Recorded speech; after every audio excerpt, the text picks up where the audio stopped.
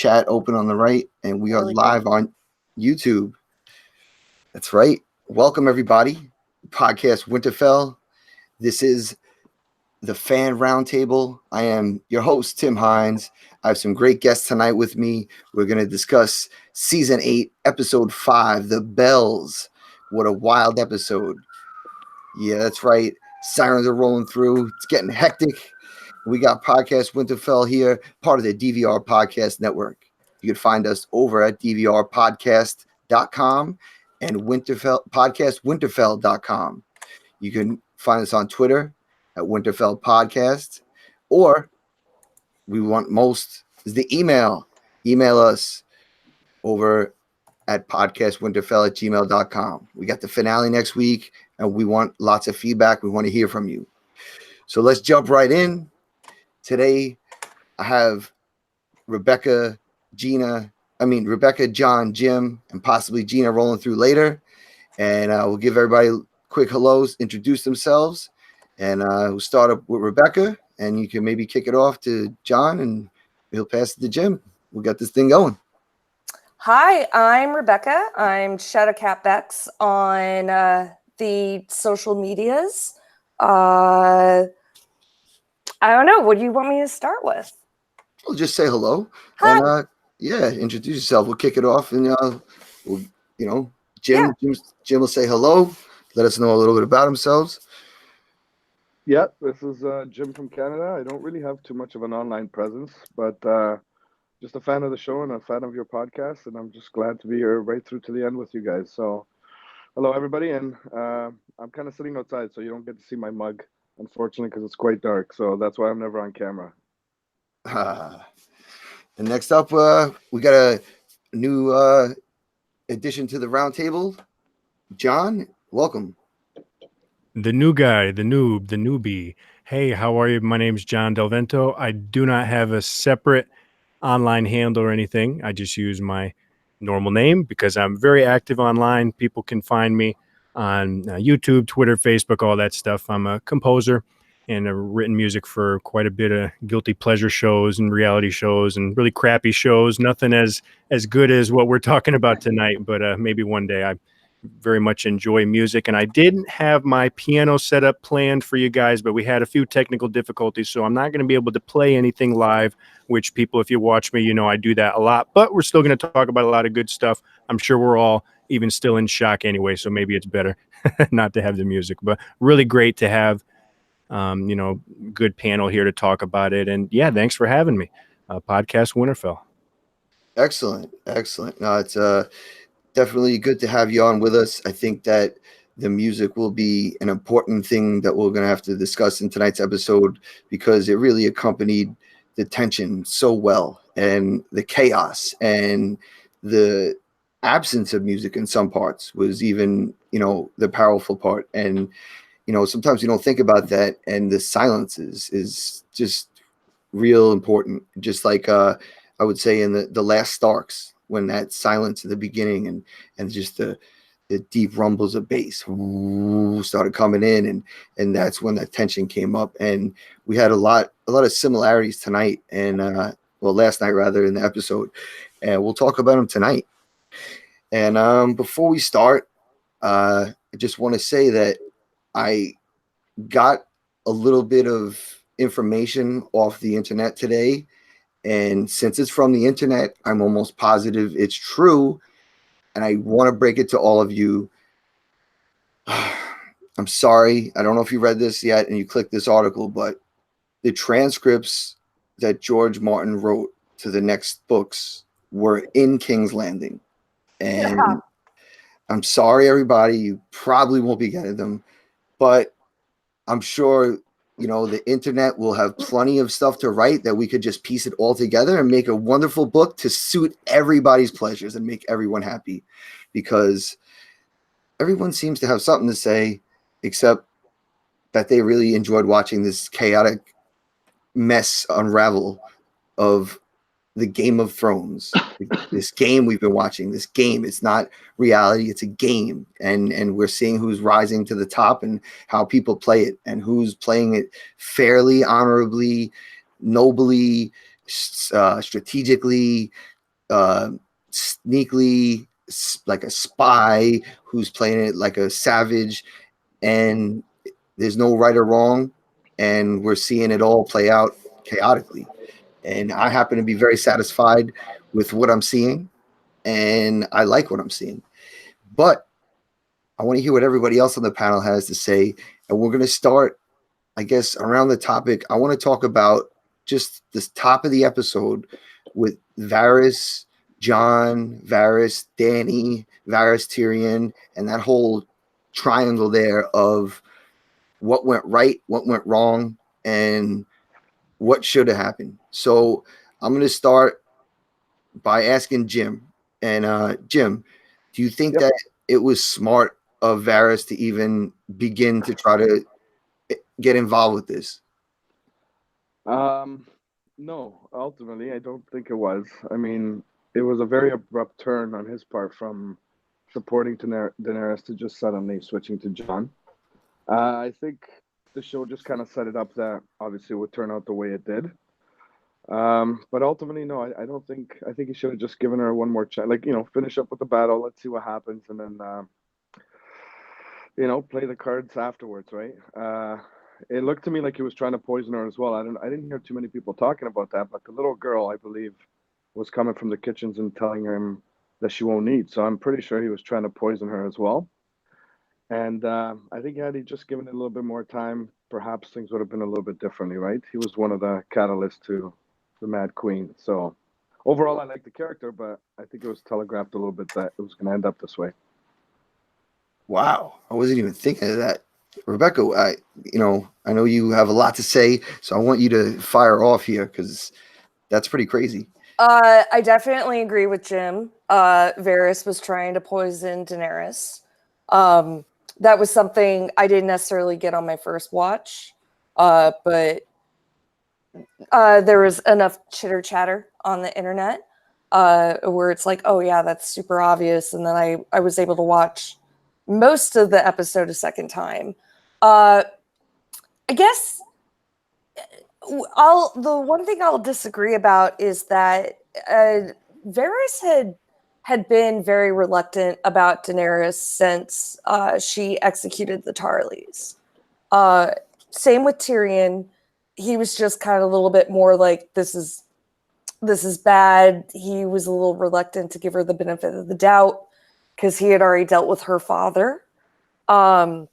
So I actually don't think his turn was necessarily that sudden, but to have like that open treason and it happened very quickly, it would have been great if we could have gotten it, kind of strung out for another episode, but we just don't have the time for that. I also have to say, really quick, Sansa was right. Because Sansa's always right. That was for DJ Timm Hines. But yeah, it was really it was interesting to open with Varys and have that storyline happen so quickly. But it also kind of like, we were able to like get into Daenerys's point of view very quick. And it was very clear from that very first scene with her that she had whatever the turd was, like she was on that route. Yeah, it seemed that she had already had her mind made up. And I think Varys saw that, but I feel like if he would have pushed harder, he might have been able to convince her. I almost feel like he gave up too easily on her. And, as much as he always just like rolls with the punches and like whoever he feels is going to be the next suitable heir, like he kind of like goes without interfering too much. I feel like he had the clout and the knowledge that he should have interfered. Like he almost had a duty to interfere. Well, I think he was giving that role more to Tyrion because Tyrion had a closer connection with Daenerys. And after last season, after she executed the Tarleys, they had a very frank conversation. And I believe this was already at the point where Daenerys is like, you're one step away from getting eaten by a dragon. And so I don't think he felt that he had the I don't think he felt that he had the clout with her to actually approach her. And was it the last episode where he was like, don't do this? He actually said, like, do not, don't go on this route. This is bad. So he'd said that in the last episode. So he'd already kind of given his misgivings about the whole situation. Yeah, because I've loved Varys the whole time, and him and Littlefinger were just so good at filling in pieces of the story that were like behind the scenes, and even though they had part of it, Littlefinger more so, it was like Varys always had the upper hand, always had the knowledge, but now he even started to look scared, and not because of his dying. It was almost scared for the round.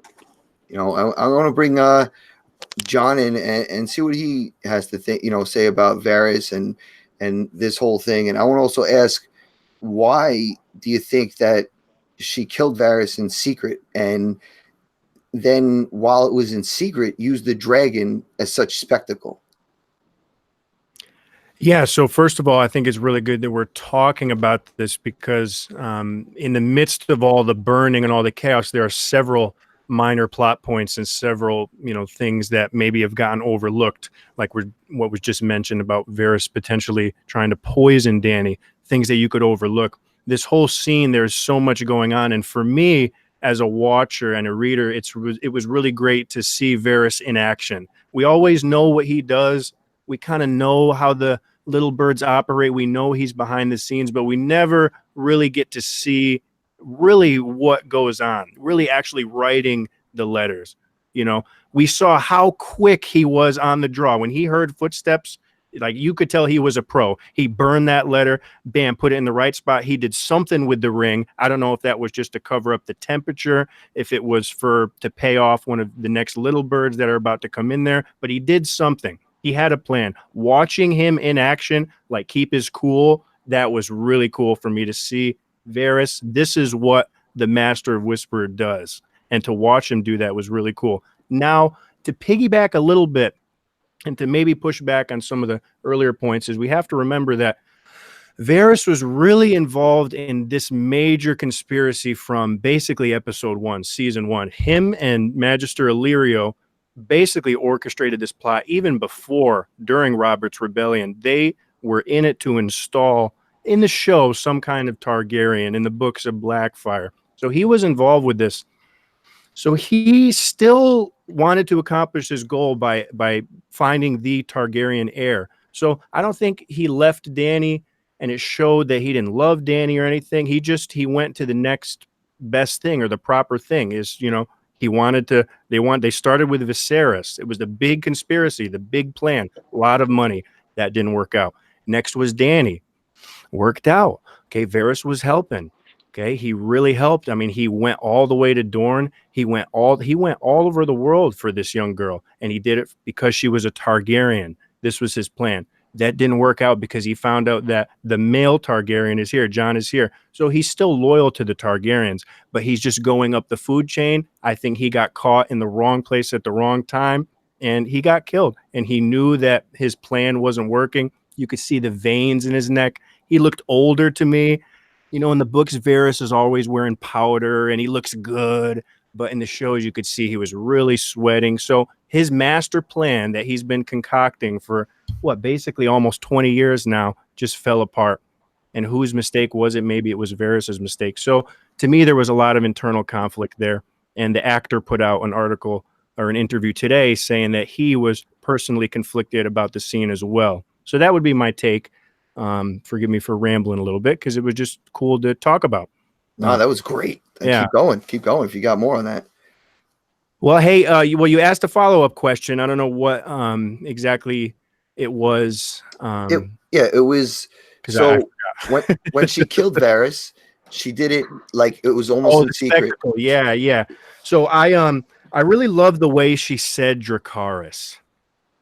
First of all, I mean, they set it up so well. Her hair was unraveled, like the makeup was gone. Like she had these sunken in eyes, and she just said Dracarys like it was not. She just said it like she was obligated to do it. It didn't even seem like she wanted to do it. Almost, she just said it like she's becoming this Targaryen. It's like Venom in Spider-Man. You know, like when Venom gets in, like the Venom just kind of takes over. It's like she just said it, and Tyrion was in shock. Everybody was in shock, and that kind of set up the jaw drop for the rest of the episode. But, you know, why it was a spectacle, I'm sure, you know, Rebecca will have a lot of things to say about the editing and how they, you know, the cinematography of it was. But no, I meant more so if you were going to do it in secret, why light him up with the fire? Like you could have just easily cut his head off and did like that. So like you wanted to keep it secret, but then you do it with fire that no one would really see. Like that's, to me, that's a big deal. Like that's going to light up the sky at one point in the darkness of their area. She definitely had said last season that she was going to, if he betrayed her, that she was going to feed him to her dragons. Yeah. All right. So she's just following her word. Yeah. Sorry, Tim, just to jump in there. I agree with Rebecca that, excuse me, it was a promise pretty much, right? And also, the scene prior to that, she had told Tyrion that I guess she's going to pick fear now, right? So I think one of the points was, A, she's keeping her promise that she'll do what she says, and B, she's using the fear mode now to execute somebody as opposed to just a quote unquote simple beheading, right? So I think it's a combination of those two factors. And also, when she executed the Tarleys, it was kind of the same situation where she gave them the choice, and Tyrion had so many misgivings about the fact that she was, you know, executing people by dragon, where probably wouldn't have had like the same issues if she was executing them by a sword. So it's a little bit, it's like Targaryens are fire and blood. There you go. Well, and she also did it in the vicinity of her closest advisors or closest counselors. I mean, Tyrion was right there. So she was sending a message really to her closest advisors that, hey, you've gone with me this far. There's no turning back. I'm about to take my last step. And this is what's going to happen if you mess with. I am Daenerys Targaryen, the breaker of fucking chains. Oh, forget. I don't know if you guys swear on this. Sorry. Yeah, you're all good. It's all the good. breaker of chains. I've had 2 glasses of wine, so I will be swearing. There you go. But it's just a quick point. There is that, you know, she did it in you know, in Dragonstone with her closest advisors there. Jon was, I mean, everyone was there that needed to see it, and it really sent them. It freaked me out. And you know, she used Drogon. He is so huge, and it had a bit of a like Desolation of Smog vibe to it when Smaug comes out, and it scared the living hell out of me. So just a quick point there. But it's great to definitely start on the topic of Varys. I'm glad you started that, man. That's really cool, because people kind of overlook a lot of these smaller points maybe from this episode, and that was a big one. I think the ring is going to come back somehow. I think, you know, the poison might come back. Something's going to come back there.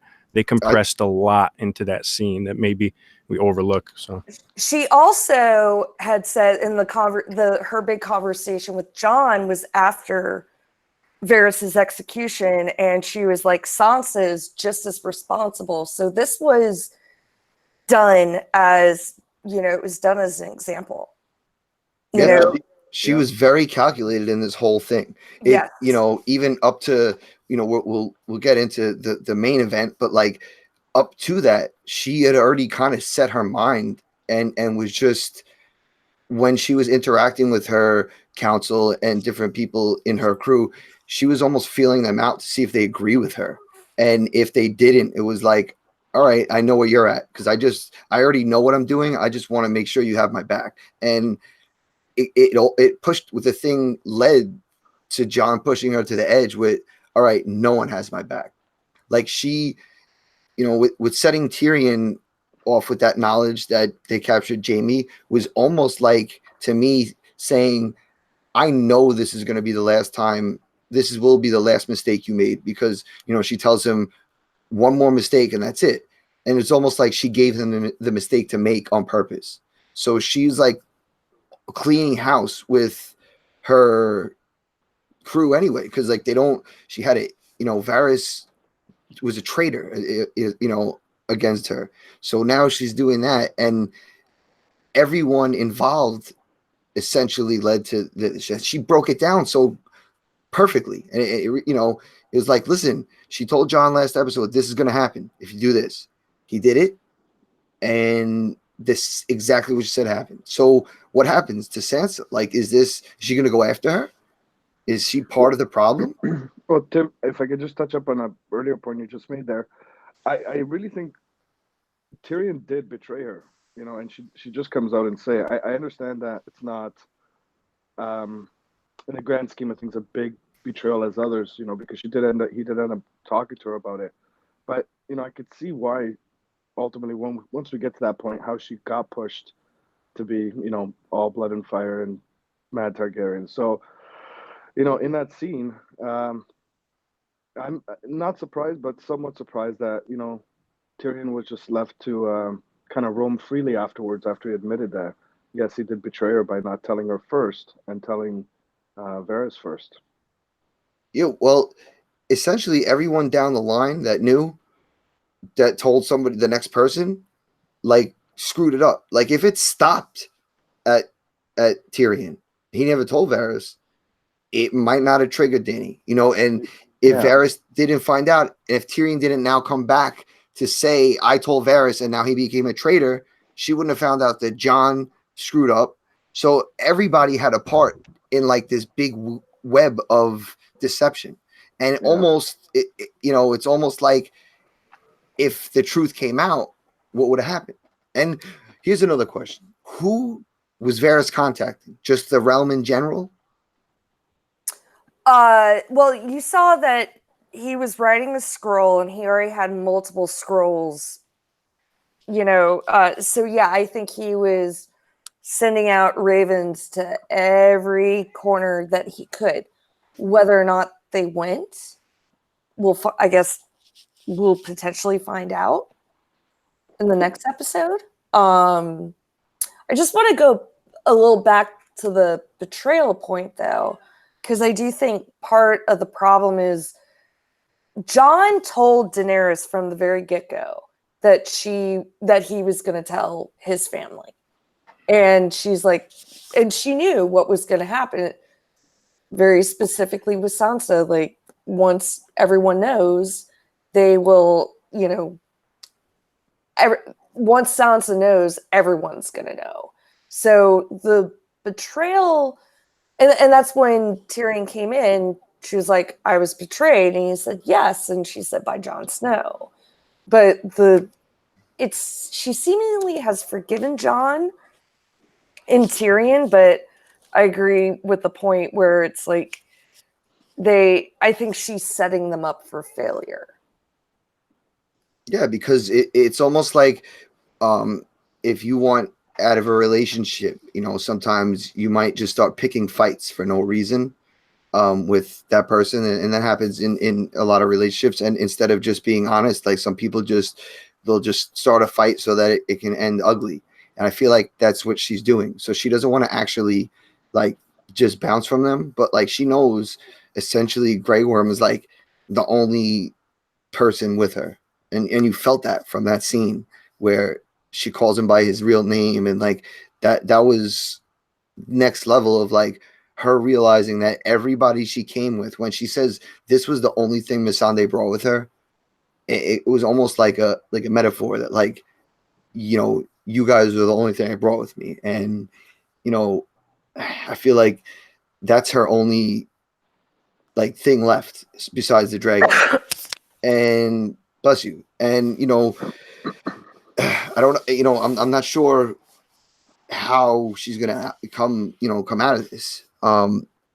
Let's go toss it over to see what Jon has to say a little bit more about this whole Dany dynamic and conundrum she put herself in. Well, it's definitely a conundrum. And you talked about a little bit before, I think you in general, everybody was talking about, you know, she forgives some people, she does this, because she really has her own sense, her own even legal system now, doesn't she? Even from back in Astapor and Marine, where she decided to, you know, crucify masters, and, you know, she would just kind of make decisions. I mean, she has her own sense of justice. And we saw that when Varys was killed. We didn't get the traditional Westerosi last words. We talked about, you know, she didn't behead him. He didn't even have last words. I mean, to me, that's just a lot of these old values are gone. I mean, this is the Daenerys Targaryen system. She has a whole system, and it's all her. I mean, she is a autocrat. She is a theocrat. She will be in 100 years, 200 years in Westerosi history. She will be in the history book. She will be a godlike goddess figure. I mean, she has her own sense of judgment, and we clearly have seen it. And now we're seeing her form of government. It's starting to come together because her form of government is her. That's it.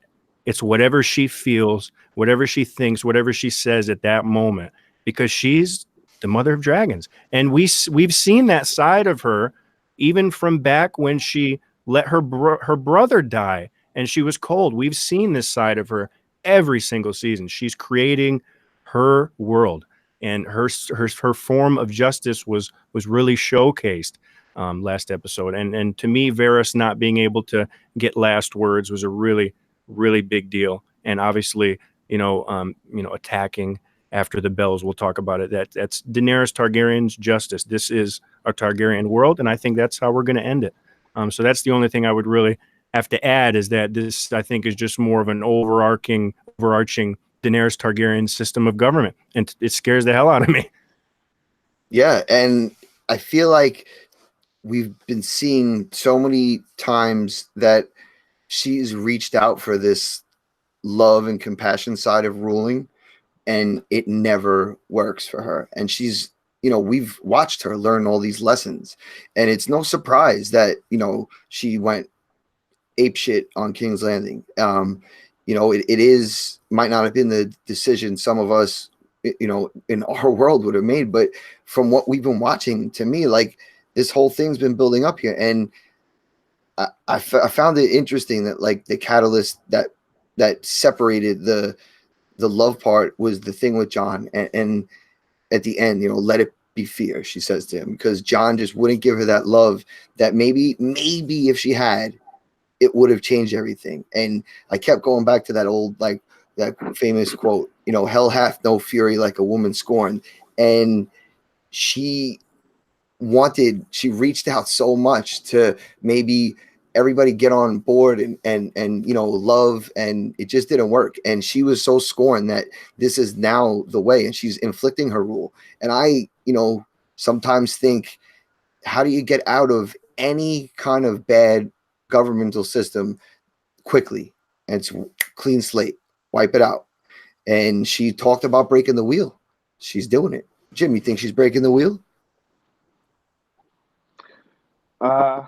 What wheel? Right. She's burning the wheel. Yeah, I think ultimately,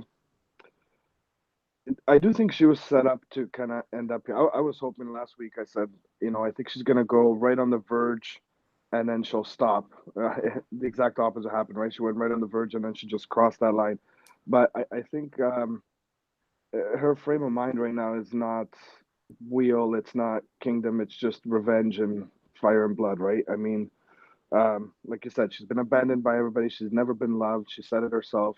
These people will never love me. So I think she just took that final step. And in a way, I kind of see it almost like everybody else has pushed her to have a self-fulfilling prophecy of being a mad queen, right?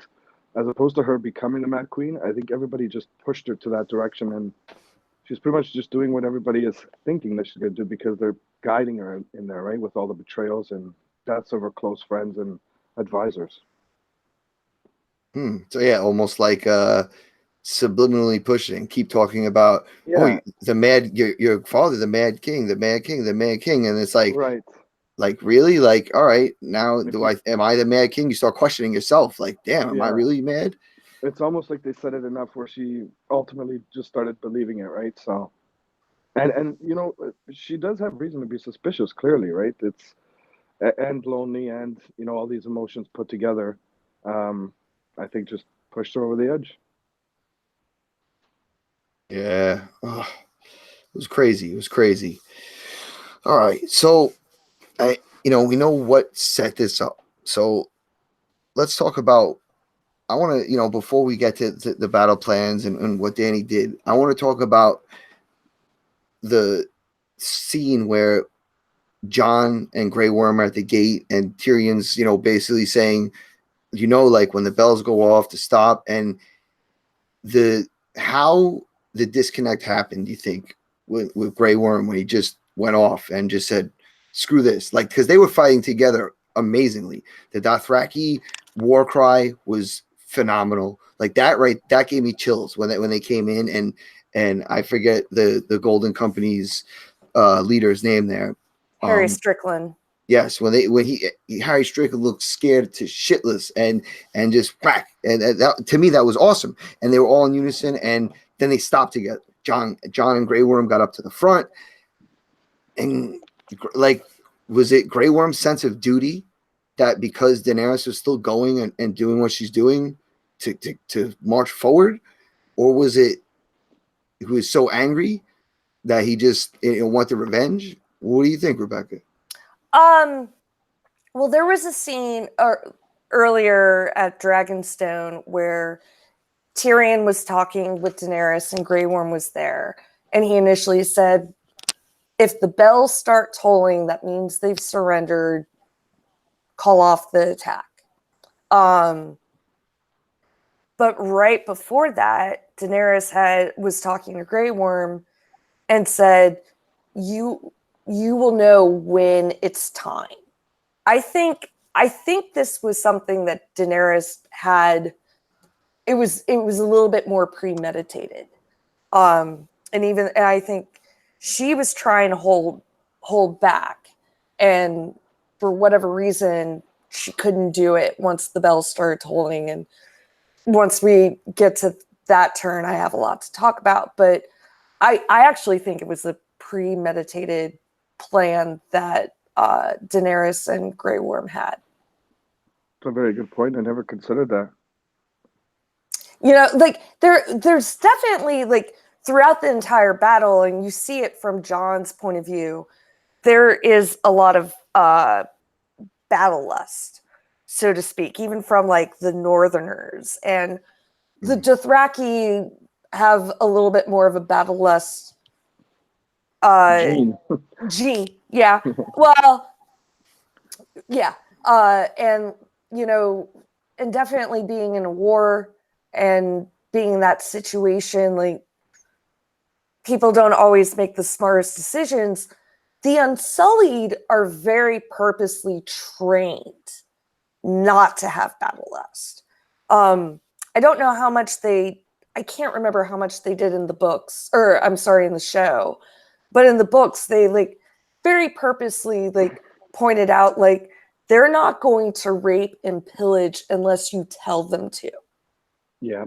They are, they're so disciplined because they have all humanity removed from them. Now you can also go back, like Grey Worm, when the love affair really developed between him and Missandei, and he told her, like, you are my fear, and explained to her, I was never afraid until I fell in love with you. And so now he has emotions that he didn't have before. But like the Unsullied are very specifically trained not to do, like, fall under the Savages. Yeah, they're not. They're specifically trained to do very specifically what they're commanded to do, and not what their emotions let them take over. And sorry, Rebecca. No, go, Jim. I was gonna say, you just reminded me, the scene where they did break off from the Northerns and start attacking Grey Worm through the spears into the Lannister soldiers while they had their backs turned to them, which is very telling for me too, right? And then you can see Jon trying to hold his Northern army back, but then that battle lust just kicked in, and and it was after Daenerys made her initial run, her attack on what you were initially was thinking was just going to be the Red Keep, but nope, it wasn't. I personally think that it was premeditated. So I was so excited, just to kind of lighten it up a little bit. I was so happy for the handful of Dothraki that made it. I mean, whatever. I was so happy. First of all, where did they come from? I thought they were all gone, but there were like 10 or so, or like a good dozen Dothraki. They freaking made it. With their Khaleesi, they did it. They fulfilled Khal Drogo's mission and Daenerys Targaryen's, the Khaleesi's mission. She took the Dothraki nation across the narrow sea and conquered all of Westeros with the Dothraki. I mean, imagine being that people, I would love to ride in with them on a horse, screaming. And honestly, I bet a lot of us, even watching, would probably do the exact same thing and started killing innocent people. I mean, it's what happens. But imagine being the Dothraki. I was so because I tweet a lot on the Sunday night. I live tweet, people know. And that was one of the first things I said. I said, hell yeah, Dothraki, scream as loud as you want, cut a few people up. I didn't think they would go that far, but congratulations for making this journey happen. Khal Drogo is looking on. Daenerys's, long lost son creature is looking on. The Khaleesi did it. She is not a queen. She is a Khaleesi. And now the Khaleesi has won, and she's brought her Dothraki and her Unsullied and is taken over. Congratulations for the Dothraki for doing it. I mean, that made me really happy to see. They did it. I agree. I mean, I liked it. I had been saying all along, I wanted chaos. I wanted to see something really out of left field. And knowing that last week when they told us that half of the armies had survived, half of the Dothraki and half of the Unsullied, and half the Northerners, when with the fight with the dead, that we knew that it was they were still around of some sort, and that's a lot of soldiers still to come in there. And when they came with that war cry, I did get like the same kind of chills, because that's, to me, like those are the things, like the drums of war that you hear about. Those are the things that like get people motivated. And when you hear that, like you think like, holy shit, wild stuff's gonna come. And then they were fighting the gold company, and that was all great.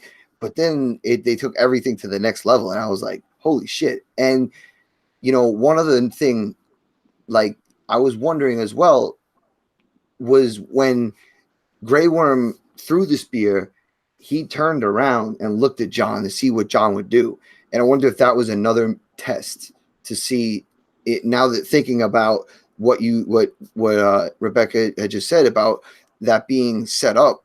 I wonder if it was also set up to keep an eye on how Jon reacts during this. I'm not sure.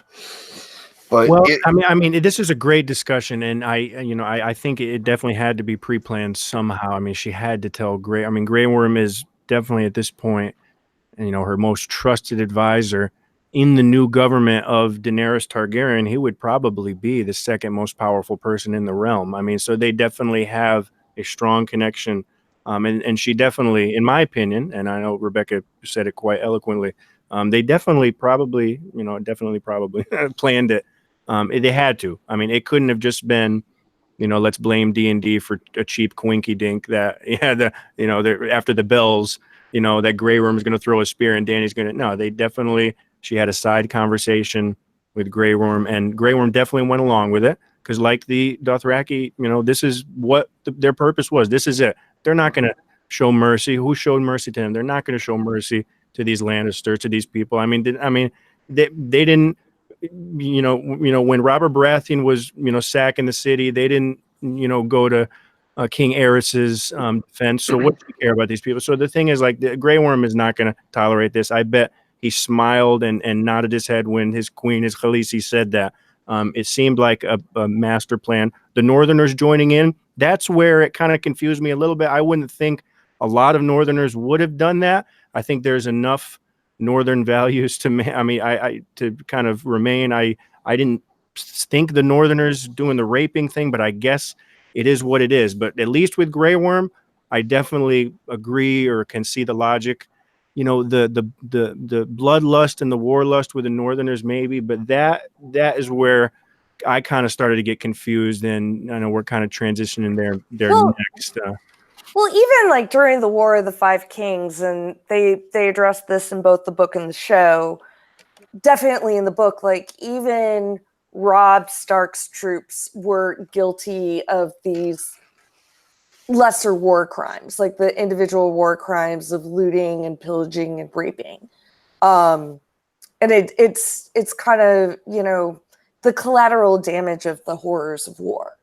And it is a point, like, because we're so conditioned to think that the Northerners are the quote unquote good guys, because Jon is our good guy, and Arya is our good guy, and Sansa's our good guy. And they're fighting for the most just cause, but it's still like in the situation of war, like war does awful things to good people, and it, you know, lets awful people be even more awful. So I think it's just a commentary on like how disgusting war is. And we also needed to be on the ground with Jon to see the horrors of war and the horrors of like what Daenerys's actions are doing to everybody, not just like the innocent victims, but even the soldiers. You brought up the sacking of King's Landing from Robert's rebellion, and that wasn't Robert, that was Tywin Lannister that did that. And Ned Stark came in right at the tail end of the sack of King's Landing. And it seemed to me like there was a lot of Jon channeling Ned Stark during that whole scene. Yeah, absolutely. I mean, I think Jon's been channeling Ned Stark this whole season, especially. You know, like we see a lot of his actions and stubbornness, you know, like are Ned Stark. And it's, you know, it's almost the same as when we got Theon dying essentially as a Stark. It's like sometimes it's not maybe what's in your blood, it's the way you were raised that makes you who you are. And sometimes it's a mixture of both. And you know, I'm sure Ned and Lyanna were very similar, but I don't think anybody was like Ned. You know, like he was super noble and honorable. And I think that Jon tries so hard to do that, and he tries to lead like that, but it's almost to a fault where he's like soft from it.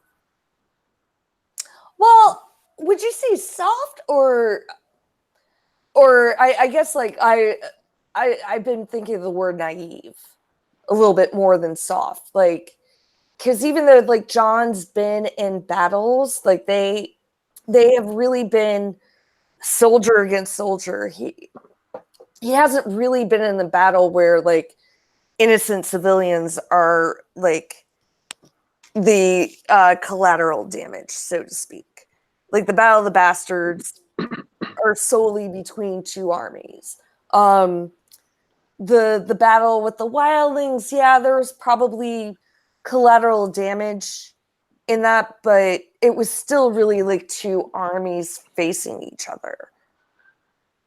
Well, I think Jon's naivete shows up with what you're comparing him to Ned Stark. Ned kept his secrets to prevent war, and Jon spilled the secrets and started a war. So yeah, I think naive is he's trying to be like his dad, but he's going about it the wrong way in a sense, right? Although to be fair, like that war, because this is still essentially a war. This particular battle is between Daenerys and Cersei. That was going to happen, regardless of Jon Snow's father.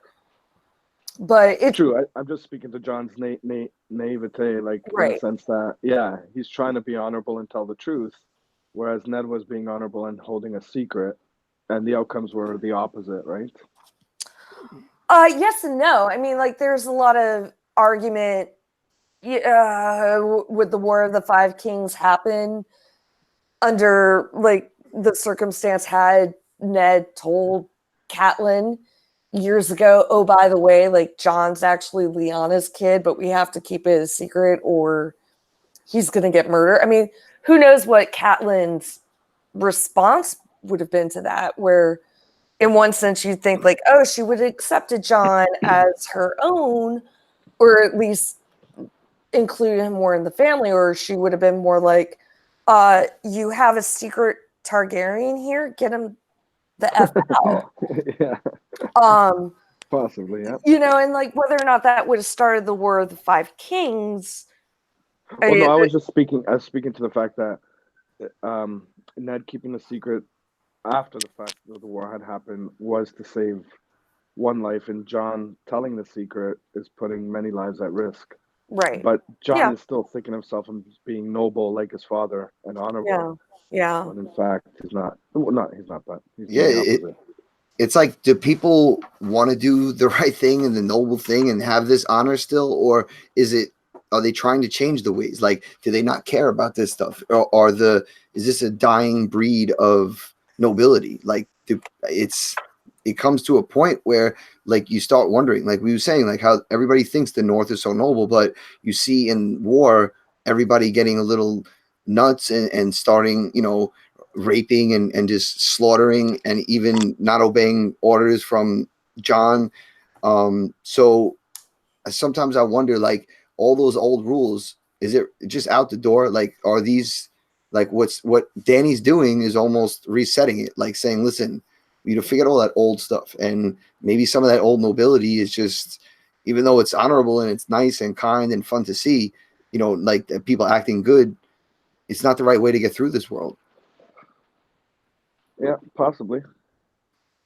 Well, really, really good discussion, because we're talking about the practicality of what can happen in one freaking episode, which is kind of ridiculous to me. I mean, we could have one more season of this rebuilding.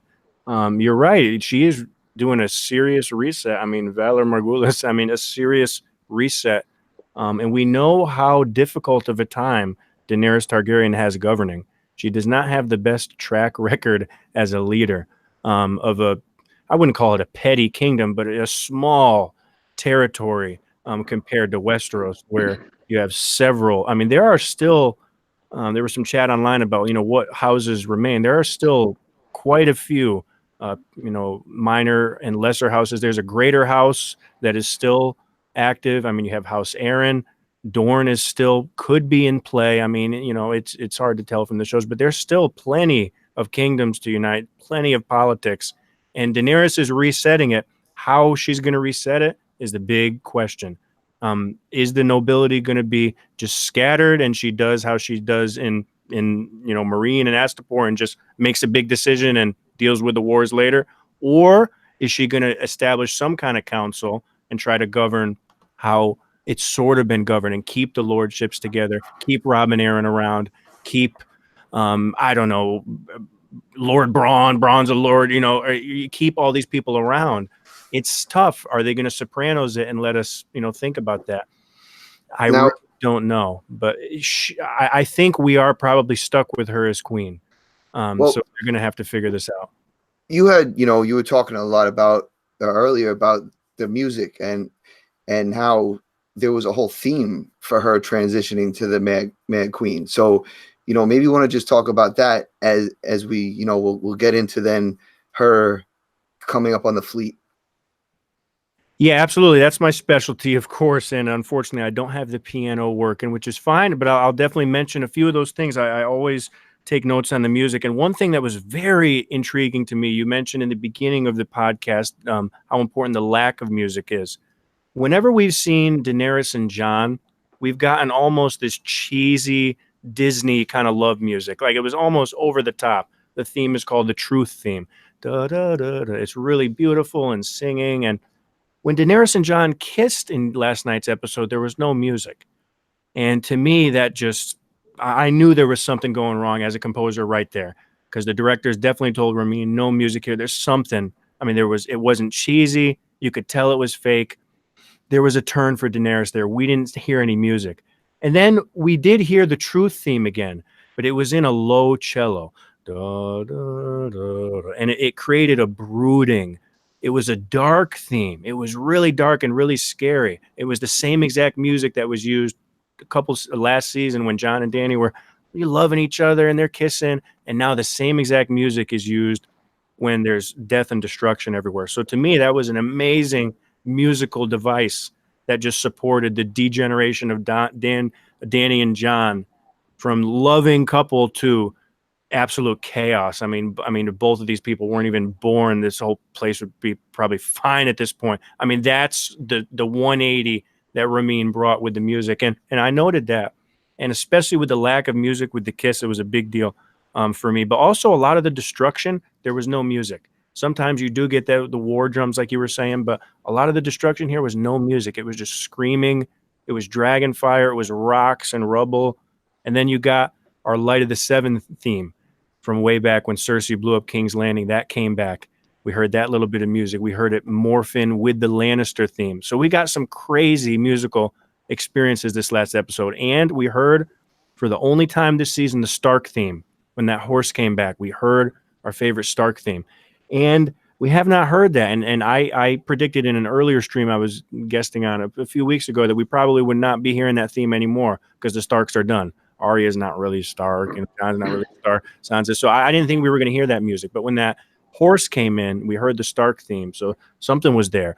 So that was just kind of a quick little summary of the musical points. But there was really a lot there. There was a lot of music, a lot of good production, a lot of good editing. But the musical clues were fantastic. And to see a theme that was used so cheesily as a love theme to be transformed into this dark, evil theme. When you rewatch it, guys, try to listen for that in the chat, and everybody, you'd probably be really intrigued at how the composer does that. So that was my, only little spiel on that. Hopefully that was sort of interesting, maybe. Yeah, no, that was excellent because I didn't notice exactly what it was, but I noticed the darkness of it. I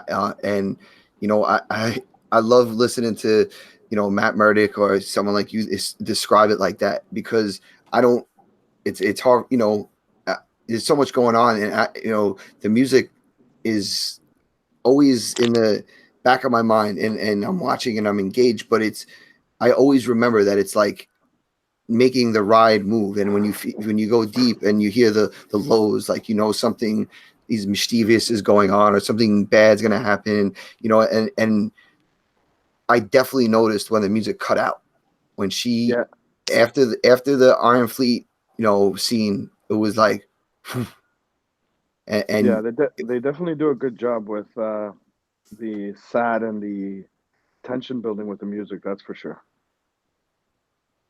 Yeah, and in this season, Ramin uses a synthesizer a lot, which he never, ever, the only time he ever used a synthesizer was when Mance Rayder was executed. I mean, he uses a low, and I would love to play it, but maybe another time. He uses a low electronic, and you hear it a lot, that boom, boom, boom, boom, that like kind of hump, that heartbeat. It's very difficult to create those sounds and create those darknesses. I mean, he's not just using strings and violins like he always likes to in cellos. He was using real electronic, gritty, strange sounds that you really never hear in Game of Thrones. And to me, I mean, that's what made episode 3 and episode 5 so flipping tense in the beginning moments when Ramin just does that pulse. So it's a totally different soundtrack. It's probably going to be really tough to listen to like the album because it really has to be paired to the picture. You're not getting strong themes, but you're getting, like you said, darkness. You're getting tension. You're getting a lot of stuff happening.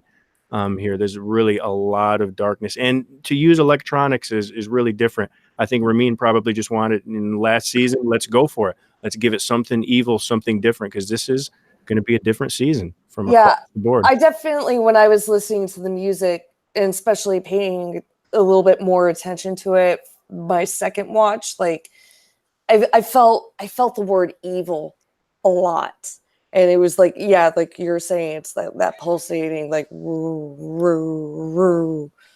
And he does such a fantastic job, like setting the mood. And in so many scenes, like we get so familiar with the themes that he plays that I think sometimes like we kind of forget about like the more atmospheric tones that he does. And you're right, like now this season it's a little bit more electronic. It's a little bit more horror themes, and yeah, like I said, the word evil kept popping up in my mind. On the technical side of things, one thing I noticed this episode, and specifically with the Danny and John scene kissing, was there was a lot of fire behind the characters, especially when John and Danny start to kiss. It's almost like a small fire, but as they get closer, more of the fireplace is revealed behind them.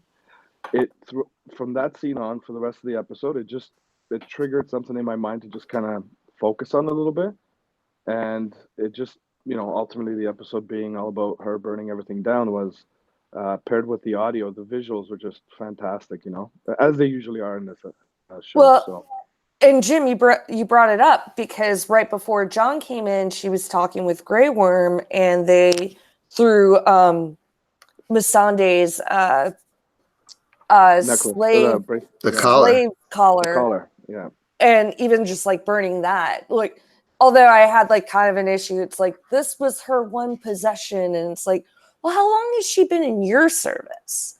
Because there's a little bit where it's like, have like, even though they could have walked away at any point, like really how much have Missandei and Grey Worm evolved, or how much has their lives actually changed from Daenerys like technically freeing them, other than like just the simple idea like, oh, we can walk away anytime we want. Well, it's almost like how in Marine, when some of the slavers wanted to go back to the masters because that's all they knew. Mm-hmm. And it's like that's kind of how Missandei stuck around. Even though she was free and she could walk about, she felt obligated to stay there because it's all she knew. And even when Grey Worm kind of realized like, hey, we could be out right now, she wanted to serve. And this, I kind of thought of a similar thing about with Dany now, how she's ruling. She keeps claiming, I'm the breaker of chains and I'm going to set the wheel. Like, killing everyone is worse than chaining them up. And I understand what she did, but she almost, enslaved them to death for the rest of their life. Like, there's no, like, you can't free everyone and then kill everyone. So it's almost contradictory what she did. So burning the thing and saving the thing was almost like the same kind of. Well, even in the conversation she was having at Dragonstone with Tyrion and Grey Worm, and Tyrion was like arguing like, you can't kill all these innocent bystanders. They're hostages. They like where she actually like basically accuses them like, oh, well, they're a hostage of a tyrant. Like, whose fault is that? Which I thought was a very weird turn. I know a lot of people are like complaining about how quick Daenerys's turn was, but I'm not as critical as that point. But there were a couple of things where she was basically like, oh, it's their fault that, they believe Cersei, and like, yeah, maybe they didn't have a choice, but like, oh, the slaves and Marine stood up to the Grand Masters, but it's still like a different situation. Like, her not actually like having the clear mind to be like, oh, these are innocent people. Almost like they're not worth it because they're not fighting it for it themselves. Right. Yeah. Right. She is a Khaleesi. This is what she knows. This is how she will conquer her land. This is it. I mean, I would have just loved having Khal Drogo on the dragon with her. I mean, they would have done the exact same thing. I mean, she is a Khaleesi. She's not a Westerosi lady. She did not give Randall Tarley the same options. I mean, she could have / should have gave him the chance to go to the wall. No, she's going to burn him. This is Daenerys Targaryen. So when she comes to conquer her city, she reverted to Khaleesi. I mean, she's a Khaleesi. Unfortunately, that's just what she is, or fortunately, if you're the Dothraki. But this, I think, it's not her nature. It's her development, as we've talked about a lot. But she isn't a Westerosi, and we've seen that conflict quite a bit in season 8, which I do enjoy. That she almost is forcing the fact that she's Westerosi. I mean, she made Gendry a lord, and it was kind of awkward, but she's really trying to force the fact. She's trying to have like political discussions with the ladies, with Sansa. You can tell she's frustrated. This isn't how she is. She's a Khaleesi, and that's what I saw. I'm not rationalizing it because I think it was kind of BS, but I mean, this is our Khaleesi, and that's Well, Khal Drogo was proud, I bet. but even like that first major fight that she witnessed from the Dothraki, she actually stepped in, like when all the different blood riders were starting to rape the women. She was like, "Oh no, no, no, no, no, no!" And even though initially she was rationalizing, like, this is what war is. This is what needs to happen for us to get back to Westeros. And then she actually was like, no, I can't do this. And she used her power of being a Khaleesi to be like, no, you're not going to do this. You're going to listen to me. I'm going to protect these women. So I understand. The consequences were very severe when she did that, because whenever Daenerys Targaryen tries to change a culture or change a way of life, she ends up messing it up. And as noble of an act to us that Daenerys did, I mean, that was very noble. But unfortunately, we can have a whole stream about how Daenerys is like an ineffective leader, for sure. Unfortunately, we got one episode of this damn show to go. I don't know how they're going to wrap this up. I don't know. It confuses me. I mean, George on the red carpet, he maybe made a joke that we need 2 more seasons. I think he was pretty damn serious. We need some more time for this. I'm just getting into it, and we're done, man. Well, they also needed 2 more books, so it goes both ways. Fair enough, man. I'm not going to say anything about that. It is what it is. They were in the Red Keep. Can we talk about some like book stuff? Sure, throw it in. I mean, all right. So one thing I wanted to like touch on was the actual title of the episode, "The Bells."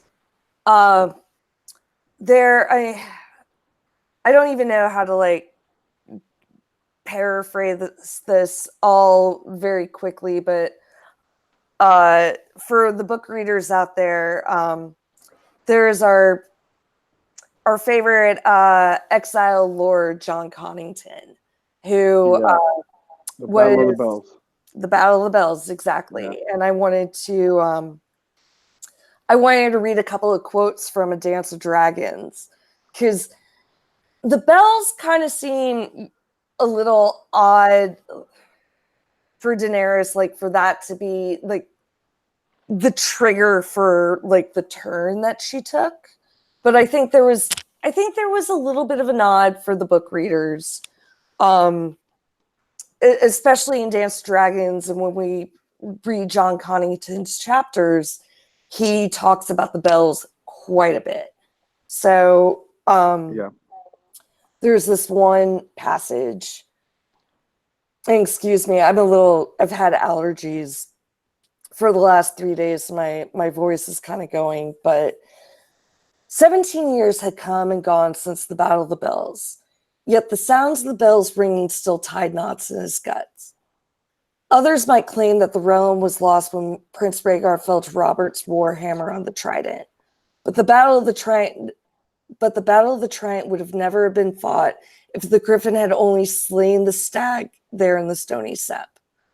The bells tolled for all of us that day, for Eris and his queen, for Ellie of Dorne and her little daughter, for every true man and honest woman of the 7 kingdoms, and for my silver prince. So I'll do an emoji clap right now. So I definitely, it was an amazing moment for Emilia Clarke. Like some of the best, like her hands down best performance of the entire run of Game of Thrones was this last episode. The bells, whether or not, I mean, we can have hours long conversation about her turn into the Mad Queen, but I did like the nod to the book readers. I like that they're kind of acknowledging, like, yeah, there's a lot of story that we were not able to tell in this series, but here you go. Yeah, I think that's a great point. Her bell has tolled, right? Mm-hmm. And there it is, the trigger. So it could be an analogous meaning, like you said, where she's hearing the bells of surrender, and she's surrendering who she is to who she should be. Like I said earlier, I think she was pointed in that direction, and the bells could be that turning point in the metaphorical sense. Well, I always thought, again, that she had some premeditated idea that she was going to be destroying King's Landing, or at least destroying the Red Keep. And once the bells started tolling, I think there was a little bit like, oh shit, I gave my word that I wasn't going to do what I really want to do. And it was, I don't think the bells necessarily like set her off. It wasn't like a triggering thing as much as like, no, this is really what I want. I agree, absolutely. It was like, fuck this, like, I'm doing this. Like, sorry, everyone. And she thought about it for a split second, and it was almost the way we've talked about, like, how she was like transitioning to the Mad Queen and to Ultimate Targaryen. She almost like transitioned into the Dragon Queen more so, like the dragon, like, because after that last scene, that shot of her face when she takes off after the bells, you don't see her again. You just see Drogon from different angles, and they never focus on her. You might see her little silhouette on there, but you don't see her face again. It's almost like as if they're one. And I don't think the bells triggered her either. I think it was just like, that was the aha moment. Like, all right, now's the time. And I almost feel that that prophecy that she saw, and I think it was way back in Karth, right? Yeah, And that's season 2. right. And I think that stuck with her so much that it was like, I have to make this happen. If if this is where we're at now, like, and I'm in this position, this has to come to fruition. Well, it's funny enough. And so that scene where she's walking through the throne room, and I think initially in the show and in the books, we're like, oh, that's snow. Like, winter is in King's Landing. And I know it's been a couple of years where it's like, oh, or is that ash? And how is that going to happen? And it's like, oh, she's probably going to do something. I think people who were Daenerys fans were hoping, like, oh, it was an accident. Like, Cersei had wildfire all over the city. Daenerys like inadvertently set off wildfire. And it was funny. Like, it was a nice touch. That was King Aerys' wildfire, right? Yes. Yeah. Well, Right? but like that Cersei mostly used to blow up the Septa Baelor. And she had it remade too. She had more made for well, Baelor. they had more made for the Blackwater. Well, I just think the implication there is extremely strong, and that wasn't my original thought. I think that might have been an indie geek thing or one of these big content creators mentioned that it was and obviously there's no explicit proof about it, but the fact that it would have been King Aerys's wildfire stores, because remember they said he kind of hid wildfire all over the city. The fact that Daenerys is causing this wildfire to go off is like it confirmed the whole Mad Queen. So could be speculation, but I think it would be pretty cool. Like if that was King Aerys's wildfire, yeah, this is. I mean, Grandpa, here you go. I'm here. I'm doing it. I'm making you proud. It's wow. Dad. It's Yeah. not Grandpa. Yeah, it's her Daddy. dad. Yeah. Daddy. Well, what I'm talking about is we're talking about her entire family. She's destroying everything. I mean, great grandfather. She's just, I mean, Maegor's what he built, everything. She's wiping out Targaryen. I mean, she's wiping out all this history. And yeah, Daddy, I'm making you happy. But another point that I was kind of waiting to make is that it's crazy how much of her own family history that she's destroying. I mean, the Red Keep. this is Targaryen architecture. I mean, she's destroying her own family, like almost heirlooms, kind of. And Well, that's they started the wheel, right? Yeah. yeah, and that's it. And that's kind of what we've been talking about the whole time, is that she's literally forming an entire clean slate. And I just kind of brought up just a quick point about King Aerys's wildfire. I thought that was just a cool thing, speculation wise. I don't know if D&D said anything about it, but but John, you bring up a really good point. Like, she's also destroying Targaryen history. I think like the two characters in the show that are most underserved by not having like their point of views from the books are Daenerys and Sansa. And Daenerys has a lot of conflicted internal drama about the fact like she is a Targaryen. And the more she understands like what Targaryens are about, she has a lot of concerns herself whether or not she's going to be the Mad Queen. And I think it's a little underserved in the show, and I don't know if we want to like get into. I mean, like, her becoming the Mad Queen was foreshadowed from other characters, but we only got it from her perception, like in the last episode, which I think they probably could have done a little bit more with her character, at least in the last couple of seasons in that regard. But, it is interesting, like, just what you said, she's destroying her own history. She's, because she actually has a problem with actually being a Targaryen. Yeah, although she doesn't show that with, like, wanting to have relations with her nephew. No, but I think you're definitely onto that, because even with the every time the Mad King gets brought up, she's like tries to distance that whole thought. She hates like what her brother did, selling her.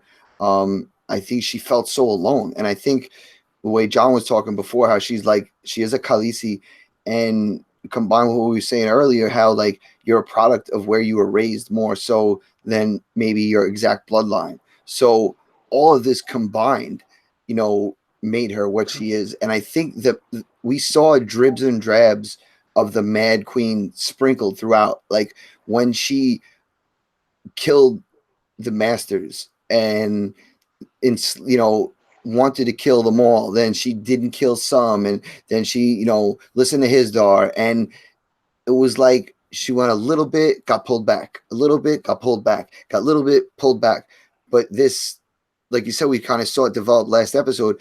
It's seeing her lose it all, like lose all those people around her. And then once Missandei was gone, who was really the last one who encouraged a little bit of violence, but still not too much, was wiped out, she turned to like everyone else. Like she clung, like she begged Jon, let her down. She put her trust in Tyrion. She knew it wasn't going to work. Let her down. Called all this stuff. Let her down. Now doesn't believe Sansa. So like, I feel like it's been there. It just happened to all unravel last episode. And it's, I'm as crazy as it sounds, I welcome it. Like we'll I guess now get into the madness and talking about how she set all that wildfire off, but her lessons along the way. We saw everybody started complaining, all these naval military experts last week were talking about how were they firing at the dragon, and she's flying up, and how could she not come down? Right.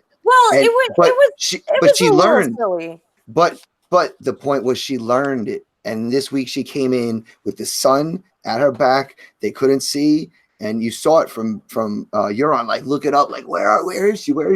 And she learned. Well, and that was another big book reference. When Aegon the Conqueror took down Harrenhal, that's exactly how he attacked.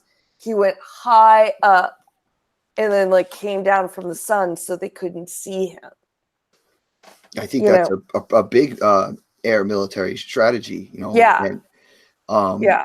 No, that was good. But everybody's very knee-jerk reaction and complaining, but I think that looking at them both, I get it. It was a little bit silly, but like it's another just progression in her learning. Like, Sure. but and it's also might have been their way of tidying up. Let's get rid of another dragon. Yeah. And, I just the show you're on so frustrating. And I don't want to take anything away from the actor. I think he's giving it his all. But He's fucking terrible. I'll just say it. wait, I think it's the role. I think the role. No. I think the actor's shit. I'm sorry. No, I think the role. I think the role is shit. Yeah, they're making him like. Yeah, I agree. And like he is campy as fuck, and I appreciate that. Like, because it's like, go Jim. Sorry, I was just gonna say you're right. I think I think a small fraction of the viewing audience that are book readers, this is not Euron. So yeah, I think he did the best with what he had, right? So, but yeah, the character itself in that show was pretty disappointing to say the least. I guess if we're on Euron for a minute, do we want to just get him and the Jaime fight scene out of the way? Yeah, because that's where pretty much the cheesy Euron really lines up. Because you don't see any cheesy Euron on the boat, but they do make it cheesy, and he's almost like I would say in a noir film, he'd be a random color character that comes out that just doesn't fit. If that makes any sense. He's the guy that twirls the mustache. Yeah, but it's just it doesn't right. It's some cheese you have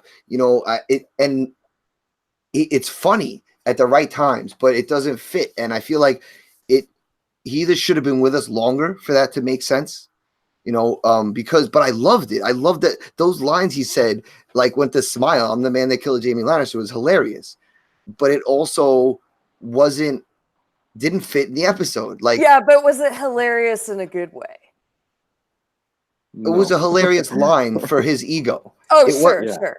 Yeah, it wasn't hilarious that it happened to Jaime, because apparently, Euron knows just like the waif exactly where to stab you, so you could keep walking around for a long ass time. Yeah, Jaime is walking all around. He's got 2 huge stab wounds in his side. Give me a break. I mean, that's where I lost. I don't know. I didn't like the scene. I'm usually pretty sympathetic, and especially over the past few weeks, I've defended this show religiously, but this episode really had me, and especially once we saw this, as a, what's the point? Why would that be Euron's last line? That wasn't a major issue for him really ever throughout the. I mean, if I would have said, I sailed the world, I'm the king of the Iron Islands or something. But he said, I killed Jaime. I don't understand it. I mean, but I just didn't like the scene. Euron, I wanted him to die in episode 1. I kind of predicted it. He was kind of dead weight. He did what he had to do. He killed a dragon. But, it says, we kind of started talking about Dany. To me, it says a lot about Dany that she could kind of watch one of her dragons die through this method, and then very shortly after, she would just charge head first into the same method, into the same fleet, fearless. She knows that this is a strong method to kill a dragon, but she went in and she demolished everything. She went through the King's Landing ballistas, the scorpions, whatever you want to call them, and she went headfirst into it. Says a lot about what was going through her head. I mean, to me, I would be pretty damn cautious. I would be talking to my advisors. How the hell are we going to do this? I got 1 dragon left. It's fragile. I know it's Drogon, but how are we going to get through these scorpions? No, she went head first, a few days or whatever time travel, or shortly after a dragon died from those things. And that says a lot about her. But Euron went from the marksman of the year to bam. And whether that was Dany's fault or their fault, or I really don't know, but there's something didn't work there for me. I think that's just Dan and Dave writing and trying to get through the scenes. Probably if we had the time, again, her attack on the Iron Fleet was identical to the way Aegon the Conqueror attacked Harrenhal. Tyrion is a scholar. He is a student of history, so he probably had a little bit of foreknowledge to, tell her, this is how Aegon, was able to do a surprise attack where Harrenhal was well fortified and actually probably had the best defenses during Aegon's conquest to kill a dragon. But but also at the same time with the show, we have to have suspension of disbelief. Sure, it's a dragon we're talking about. Yeah, and I they're not real. Oh no, well, Shit. I mean, I haven't seen one in New York, but we don't know for sure. Oh, we did. My friends who are 1,000 Eyes in One podcast, they host a trivia night here in Brooklyn, and our last trivia night, a lot of people came in cosplay, and the best cosplay was Drogon. And she was just walking down the street in the middle of Brooklyn, and on a random Sunday. That's awesome. On a random Sunday, this dogs were freaking the hell out. Yeah.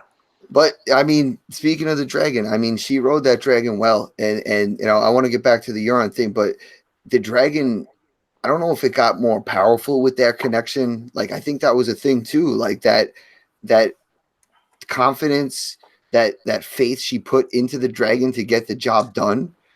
Well, there is definitely in book canon, the dragons and their dragon riders are very bonded, and her, there has to be something to be said. If she's descending into madness and Drogon is feeding off that madness, he's going to be more powerful.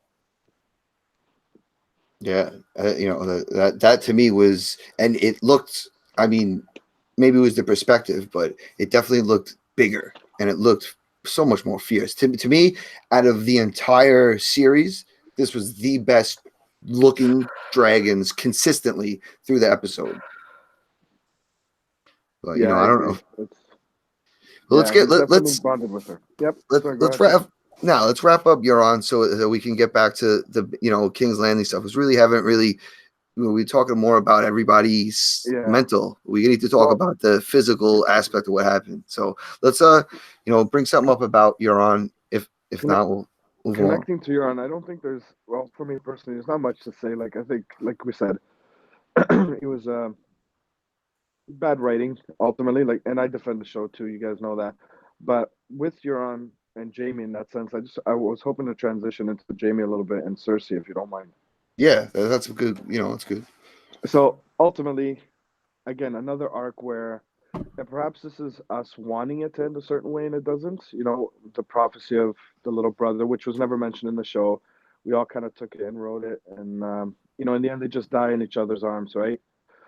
I'm just curious. To me, it was somewhat disappointing that he didn't kill her. I know it sounds kind of weird, but in my mind, that's what I had built up to. But in the end, I did have sympathy just for that slight moment to both of them, how they're dying in each other's arms. I was just wondering what you guys thought about that. Was that a little, again, build up in my own mind what I wanted to see and then what happened? But afterwards, I realized that it is bittersweet, like a lot of things are in the show and books, obviously. Yeah, John, jump in and take that one. Yeah, well, people that know me from the various chats and everything, and first of all, just shout out everybody, everyone's here, Santa Via Major, Daniel Price is doing a lot of good points, John Lee, Jason Patrick, Catherine Harding's here, Fandom D saying, all good people that, know me. If you see me in chats a lot, Mackenzie Burns, that I am vehemently anti-Jaime in all forms. I've never drank the Kool-Aid. I've always thought he was a POS. He started as a POS. And he will end as a POS, and he ended as a POS. I didn't drink the Kool-Aid, but a lot of people did season 8. I don't blame them, but I thought it was exactly as expected. I wanted him to die much sooner. I never liked the character. You know, the redemption thing is cute. It's cool. I think him being a handsome actor made a lot of people a lot more sympathetic, but that's a whole nother discussion. But this is the world that George wants to create for us. You know, we love some, we hate some, we really don't love any, we really don't hate any. They're all gray. But to me, Jamie, I've never liked him. So it was great to see him die. It was a little cheesy, you know, like Jim, I could agree with you there. You know, it's definitely not what I wanted to see. It would have been nice to see a little bit of Cersei's blood, or kind of like maybe a red wedding, like slit of the throat, a deep something like that. Maybe Jamie would have done it. Maybe John would have done it. Hell, maybe Tyrion would have done it. Bran would have, somebody, Arya. You know, I think anything would have been better than what we saw. So I definitely agree with you there. The death of the two was a little anticlimactic, but to me and my friends watched, and we were like, damn, I know they're trying to cram everything in 6 episodes. I didn't know they're trying to cram like deaths together too. You could tell it's all rushed. Like, why the hell we got to kill both at the same time? Like, give us a little bit of time. But I wasn't a big fan of it. But Jamie, always hated him. Books show POS stands for piece of shit, if you don't know that. I agree. I've never been a Jamie fan. And I've always said, you know, kept reminding people along the way, like, this is Jamie, and Jamie's a piece of shit. But every time he smiles, and it's hard to buy into him being a scumbag. But as much as I wanted to see some crazy shit happen to him and Cersei, because they were both assholes, like, it felt right. And it was a little rushed, but it did feel good that like they died, because I did not want to see them get to that boat. That would have pissed me off. But the fact that like Jamie tried still for the thing he loves, I can't knock that, because like he's a piece of shit, but he knew what he wanted. He was going after it. And I mean, if you do what you got to do for yourself, you know, I can't knock you. But if it might be wrong, might not agree with it, but you're going for yours. And in the end, he kind of made it possible, and looked like he was trying to see. We don't know about that. The benefit of the doubt, but yeah, I don't think so either. But I was glad to see him go. I was glad to see him at least get stopped at the bricks and die. It definitely was a wonderful scene between the two actors. Who knew that like incest could be so heartwarming. It feels weird. Yeah, and it feels weird. Like, this is like the most passionate love story in all of A Song of Ice and Fire. Yeah. Although I did see like some funny tweets after last week's episode when he left Brienne, where it was like basically like, girl, if you're running out in the middle of the night in a bathrobe to try to make your man stay, no. It was disappointing. I mean, I know a lot of book readers have a lot of issues, me being one of them. I definitely, when he left last episode, I was like, nope, he's going to kill her. He's going to kill her. I still had hope for a while, like, he's gonna kill her. I really was disappointed in Cersei. I would have been very satisfied. I don't mind that no one stuck a dagger in her heart. I kind of wish she was like in the middle of that rubble and let the walls fall in on her by herself. There was something like, I don't think either character really, I don't think their love story was good enough for them to die together. It was such a toxic relationship on both ends, but more so for Jamie. And that was like the part that felt so flat for me for this episode. Yeah, as it was playing out in my mind, as the episode was playing out, what I thought was going to happen was he was going to smother her while he was hugging her and crying and dying himself, right? So there's that whole, he killed her, but he died in the process as well. But yeah, didn't play out the way I thought it would. Yeah. But what about Jamie and Tyrion? touching. My wife was crying when that was happening. Yeah, that I definitely teared up. Yeah, it was during that scene.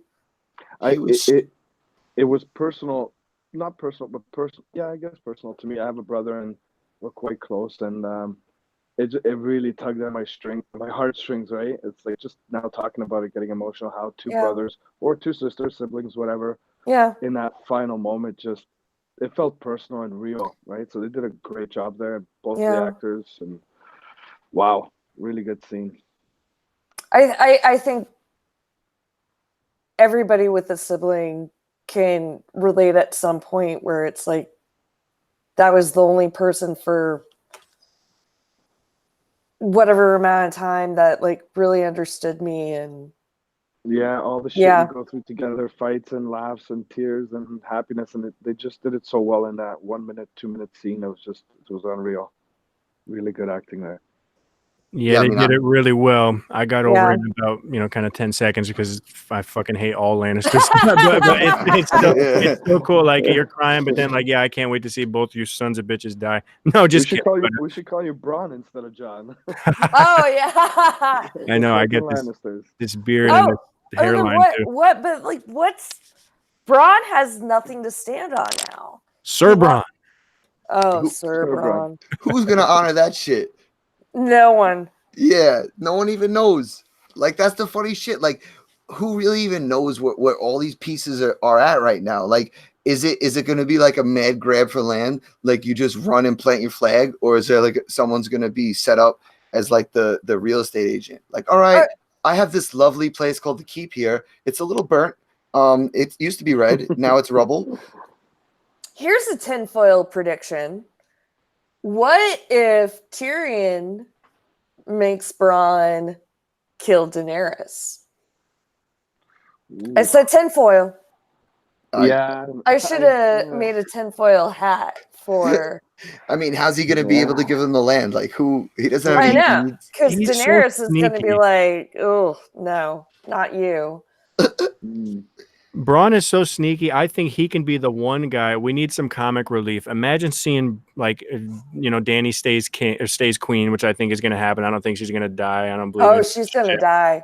Whatever.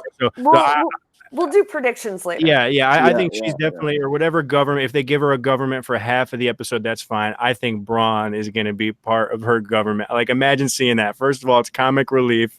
Sir Bronn, like, who's going to join up with Dan? Like, imagine Bronn, like, he showed up in Wintertown, like, so, like, out of nowhere. Bronn's going to show up.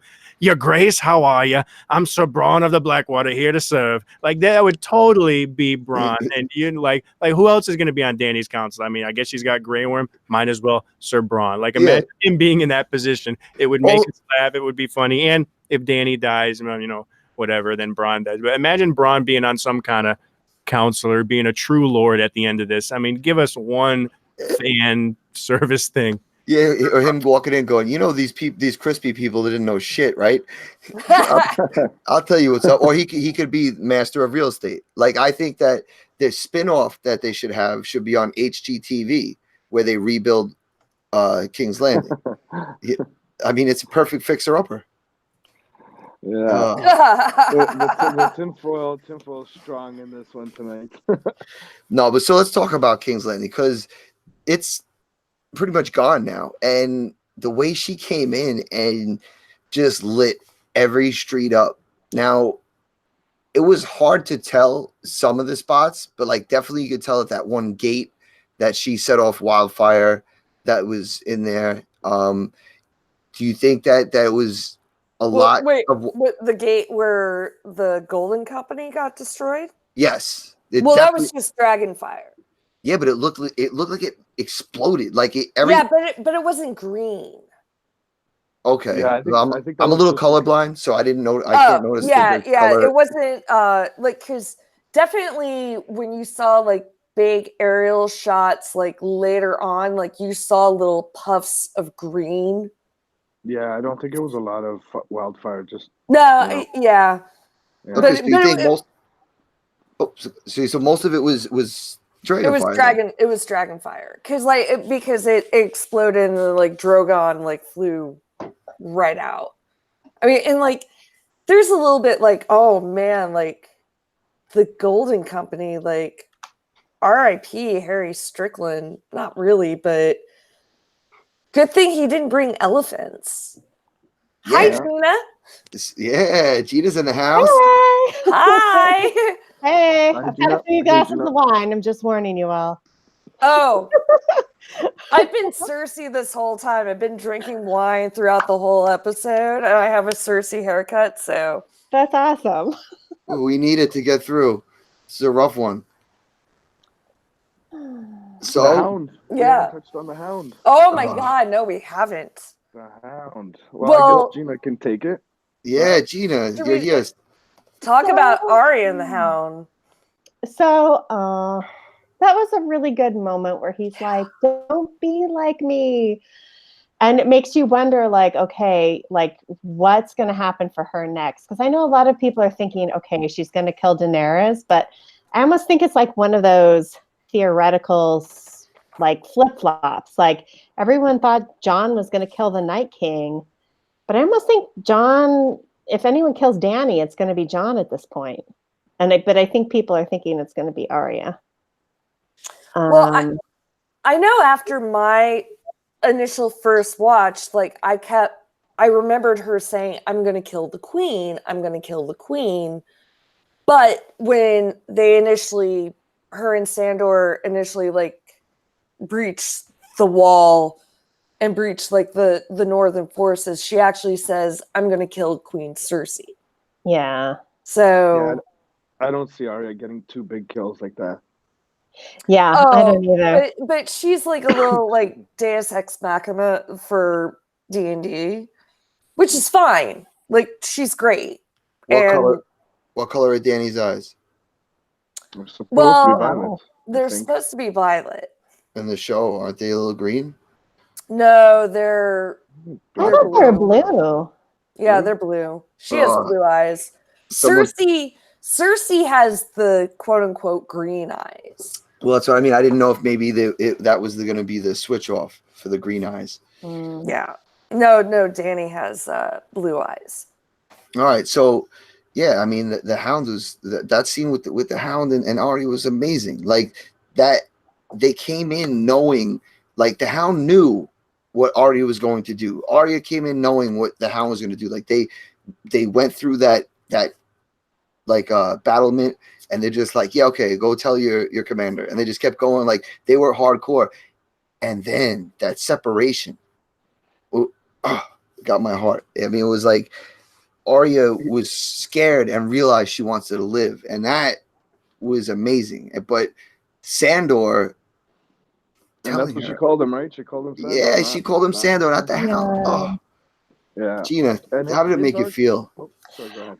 It was like a super tender moment. And it was like, I mean, even when they were together on the road during that time, he had kind of become a father figure. I don't think she necessarily thought of him as a father figure, but I think he felt fatherly towards her and was trying to protect her. And this was kind of his last effort to protect her, was to say, you do not want to do this. You do not want to die here. Like, you do not want to end up like me, this sorry sack of patheticness that the only thing that's going to make him happy is taking this person out, which I think was kind of, what he said to Sansa last episode, like, there's only one thing that will make me happy. And I think Arya she's come back enough from her murderous self to know that there's still happiness to be had in the world, even though she turned down Gendry's proposal. Maybe she'll reconsider, but I think she realized, yeah, he's right. I don't want to be this person for the rest of my life. She's just far too young for that. And it was a really nice moment between them. And then just, I don't know, I've never been a person that's been looking forward to Clegane Bowl. Like, I'm like, oh, I guess we're going to see Clegane Bowl when they were heading down there last week. I mean, and it was interesting, but it wasn't anything, I think, surprising in the end. But, I'm sure they just felt like that was a way to kind of wrap up loose ends between those two. So. I was one of pretty the hyped up about Game Bowl myself, for sure. For me, I mean, just the whole post-apocalyptic. I mean, the fight was kind of lame. I mean, it was a cool fight, but I just like seeing, what was under the helmet. Like, oh my god, what did Qyburn create? And the whole idea that it's not a mindless zombie, that it still had a bit of hatred for the Hound in there. That's what still got me kind of messed up, because like there's still there was still a point where he killed Qyburn and like disobeyed Cersei. Like that was his whole so there was a turning point there. So that I enjoyed that part of Game Bowl. The fight, yeah, I would agree with you. It was kind of like a little bit of a sideshow, but I got a lot of I got to infer a lot about some of the magic and some of the science of the world, and some of the deeper questions, and the Hound finally facing the fear of fire, the symbolism, being pushed. That was the big moment for me for the Game Bowl. Well, But also, how satisfying was it to see Qyburn get killed like that? that was awesome. It was so satisfying. And especially like, because like whatever the mountain is at this point, like he is in pain. He's a monster, and like he's a slave, and he killed the masters. Yeah, I like clapped when yeah, I was like, whoo, and I was like by myself. I'm like, I just do that loud. Like, Cersei's like, I'm just gonna let the boys play. I'm gonna go. Yeah, Cersei she just was trotted like, down the yo, it was awesome. Cersei's like, okay, bye. There was the comic relief right there. Yeah. Like it was in such a tense moment.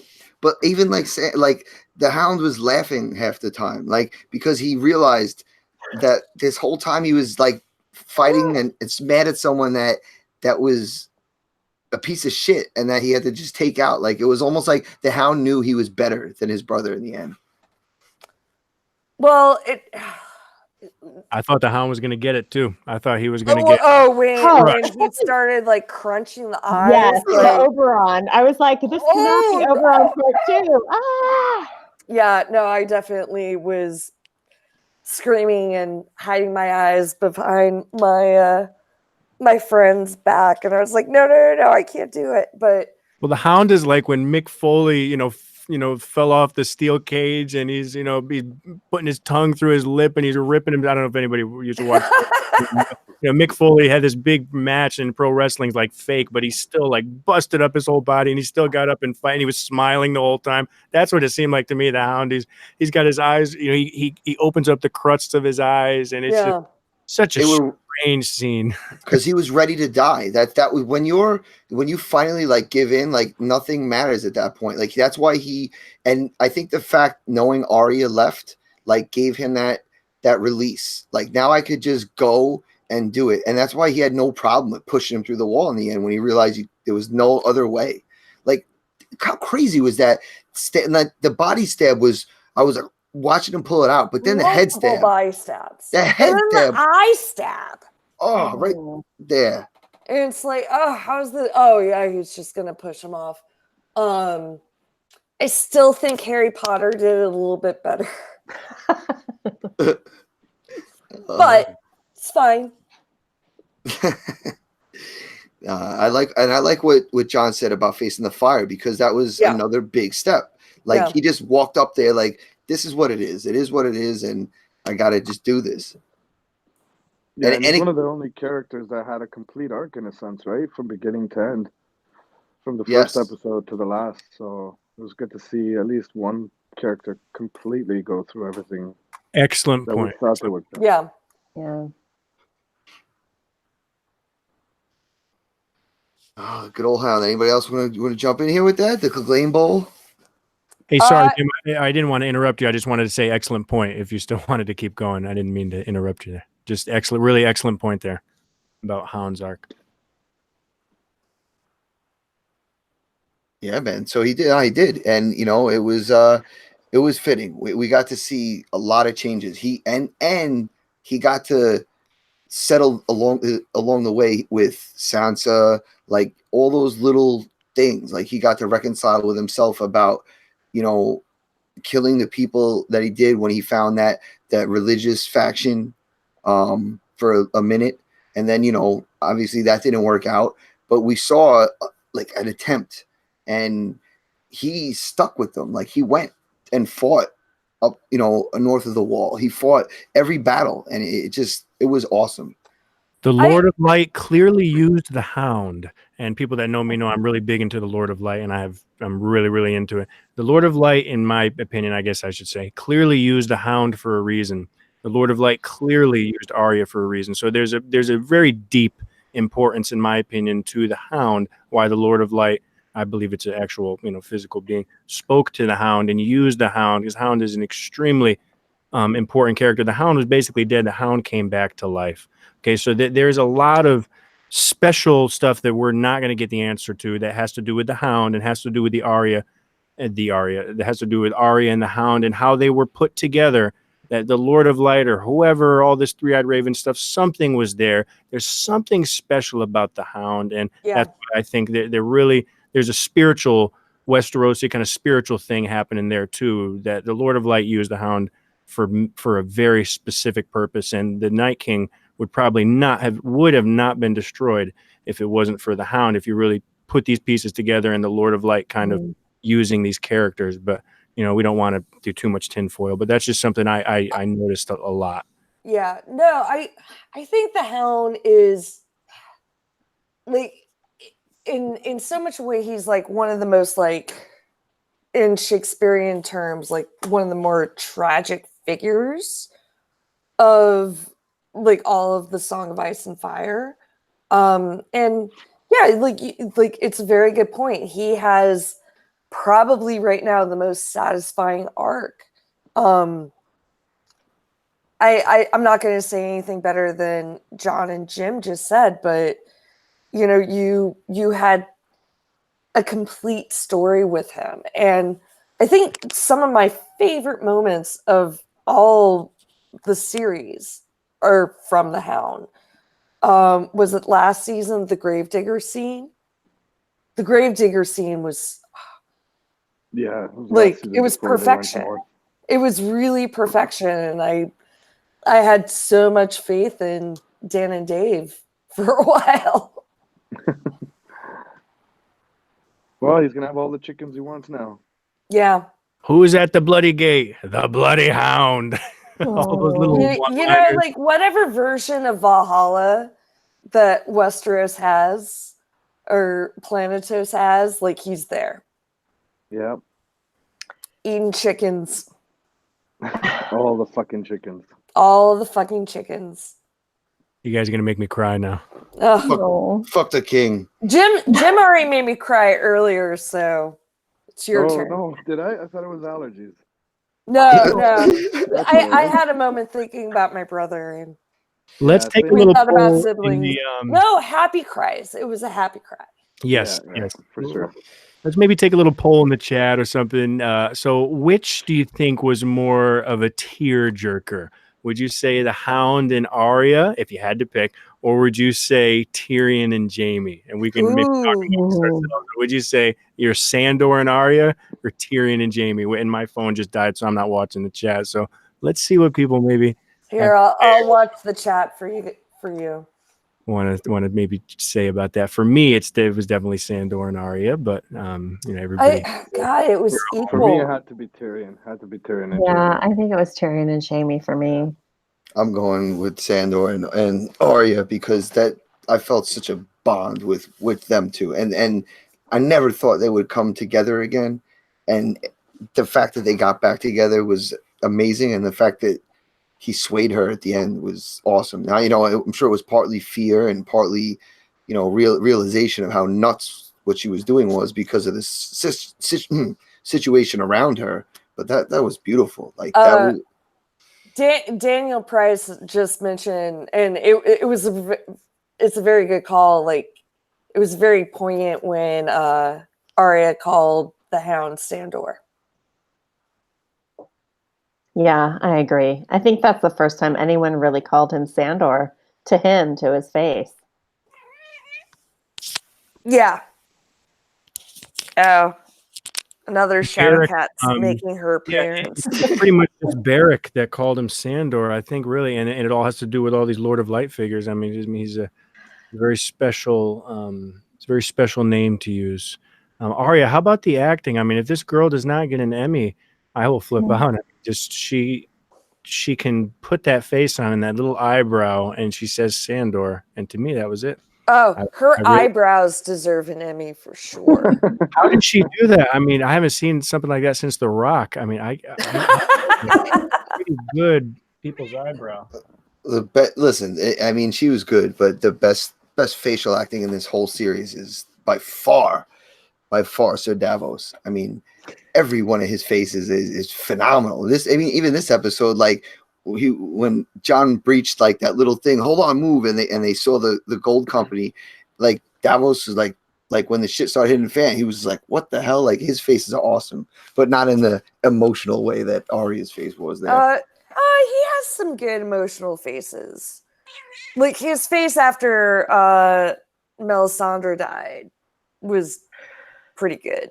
Yeah, no, it was good. Now the acting was in this episode is top notch. Hey Tim, you just brought up Davos. I got a little confused. I don't know about you guys, but did he smuggle Jaime in, or is there something else that's going to come forward in the next episode? I think he just told Tyrion very specifically like what Jaime needed to do, and put the skiff there. Yeah, I would think he had the skiff set there. Yeah, I was just kind of trying to think maybe there's something going on for next episode, or yeah. All right, so it's the simplest answer, sometimes the best answer. Yeah. So I'm curious, and I don't know if you guys have already talked about this, but in terms of the Lord of Light having a plan for people, I mean, the Lord of Light brought Jon back. What's the plan? What's the plan for Jon? Well, in the last episode, speaking of our good Davos, he's like, the Lord of Light just like fucked off. Yeah. Yeah, I mean, it's basically like, all right, we killed the army of the dead, and now what? I think in Show World, that's pretty much it. Yeah. He fucked off. End of story.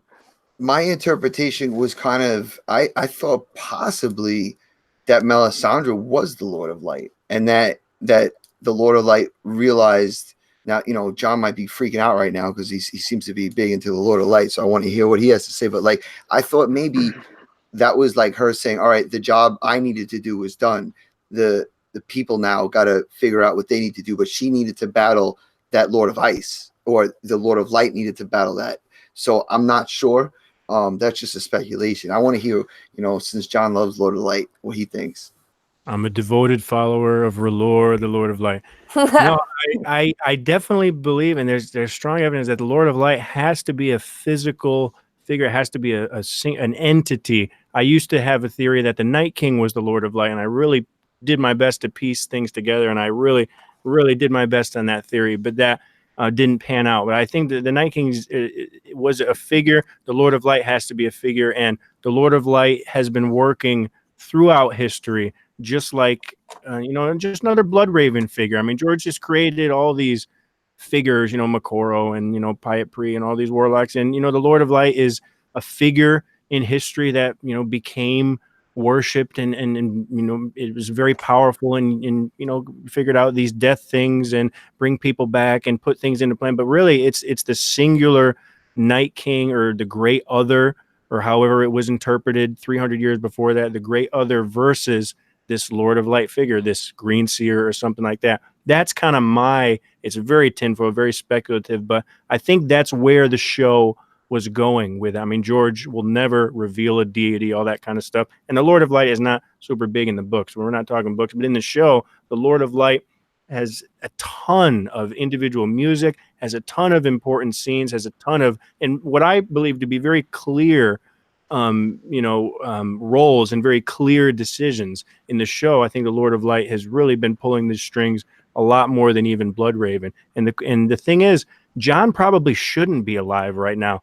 Maybe this is something that the Lord of Light didn't plan, or something but Jon, usually he should probably not be alive right now. I bet the real plan was when Jon was supposed to destroy the Night King. That was the Lord of Light's plan. But Bran came in, and Bran messed things up a little bit here. Bran is the other powerful, maybe even Lord of Light figure. So that's where the magic and stuff gets kind of nebulous and things get kind of messed up. But when you mess with these things, you really mess with the world. And that's where I think the whole A Song of Ice and Fire is just very powerful, magical forces going against each other. And we have these tides of magic. And, you know, like in Lord of the Rings, you know, the elves just kind of feel that something's wrong. I mean, the same thing. Like there's these powerful green seers and these powerful warlocks. They're doing things. And the Lord of Light, in my opinion, was just one more of these figures. And he worked very clearly throughout this entire series to destroy the Night King, very clearly. And he provided various prophecies and various visions to various people, but those people took those visions a certain way. One culture created an Azor Ahai, you know, prince that was promised thing. All these visions have gotten changed and things, and this is a big thing with George, is that, you know, the prophecy is not the power, the vision is not the power, it's what people do with it.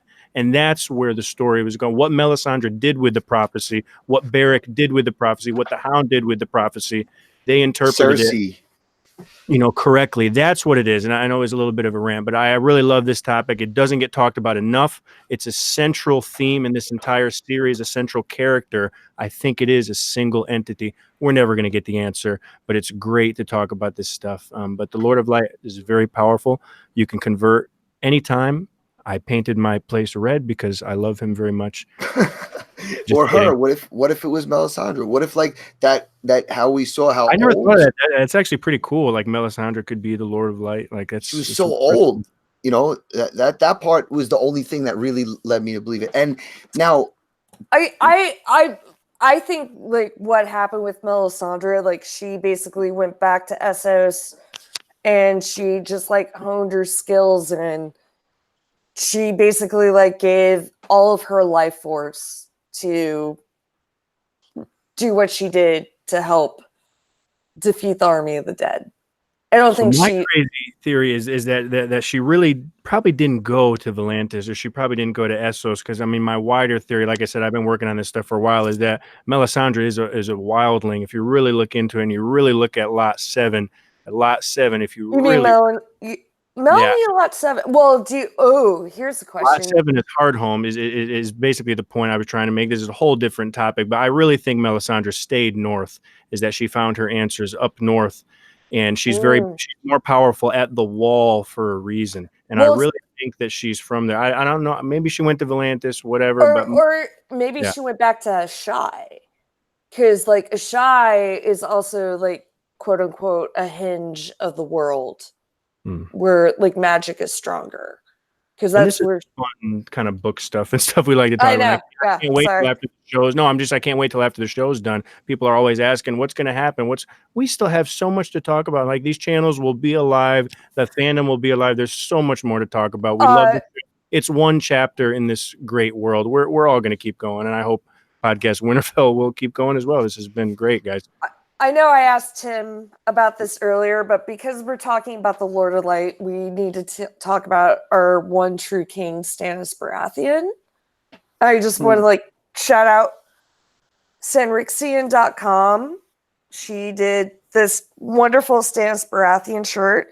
It says subjects or enemies, because that's Stannis, and we're talking about the Lord of Light. And I was just at Ice and Fire Con. I sat on a panel about sigils, and I just made an excuse to talk about Stannis Baratheon for 15 minutes. So, no, it's awesome though. But that shirt is awesome. But yeah, this is like one of Sanrixian's newest designs.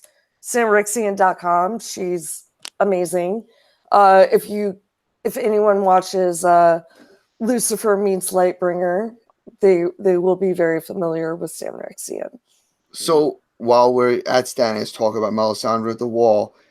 What happened above the wall that we didn't actually see on screen that you've been formulating one of your theories, Rebecca? Tell us about it. With the king you love. Well, I mean, I fully believe that Stannis will be back in the last episode to clean shit up. Well, no, I think this is getting more into like a prediction territory, but I think John is going to live, and he's going to be the Frodo in our story, and he's going to say F it all and go live beyond the wall and be a good dog dad to Ghost. I hope that happens for you. I mean, that would be nice. I think it would make a lot of people real happy if they got the good treatment for Ghost.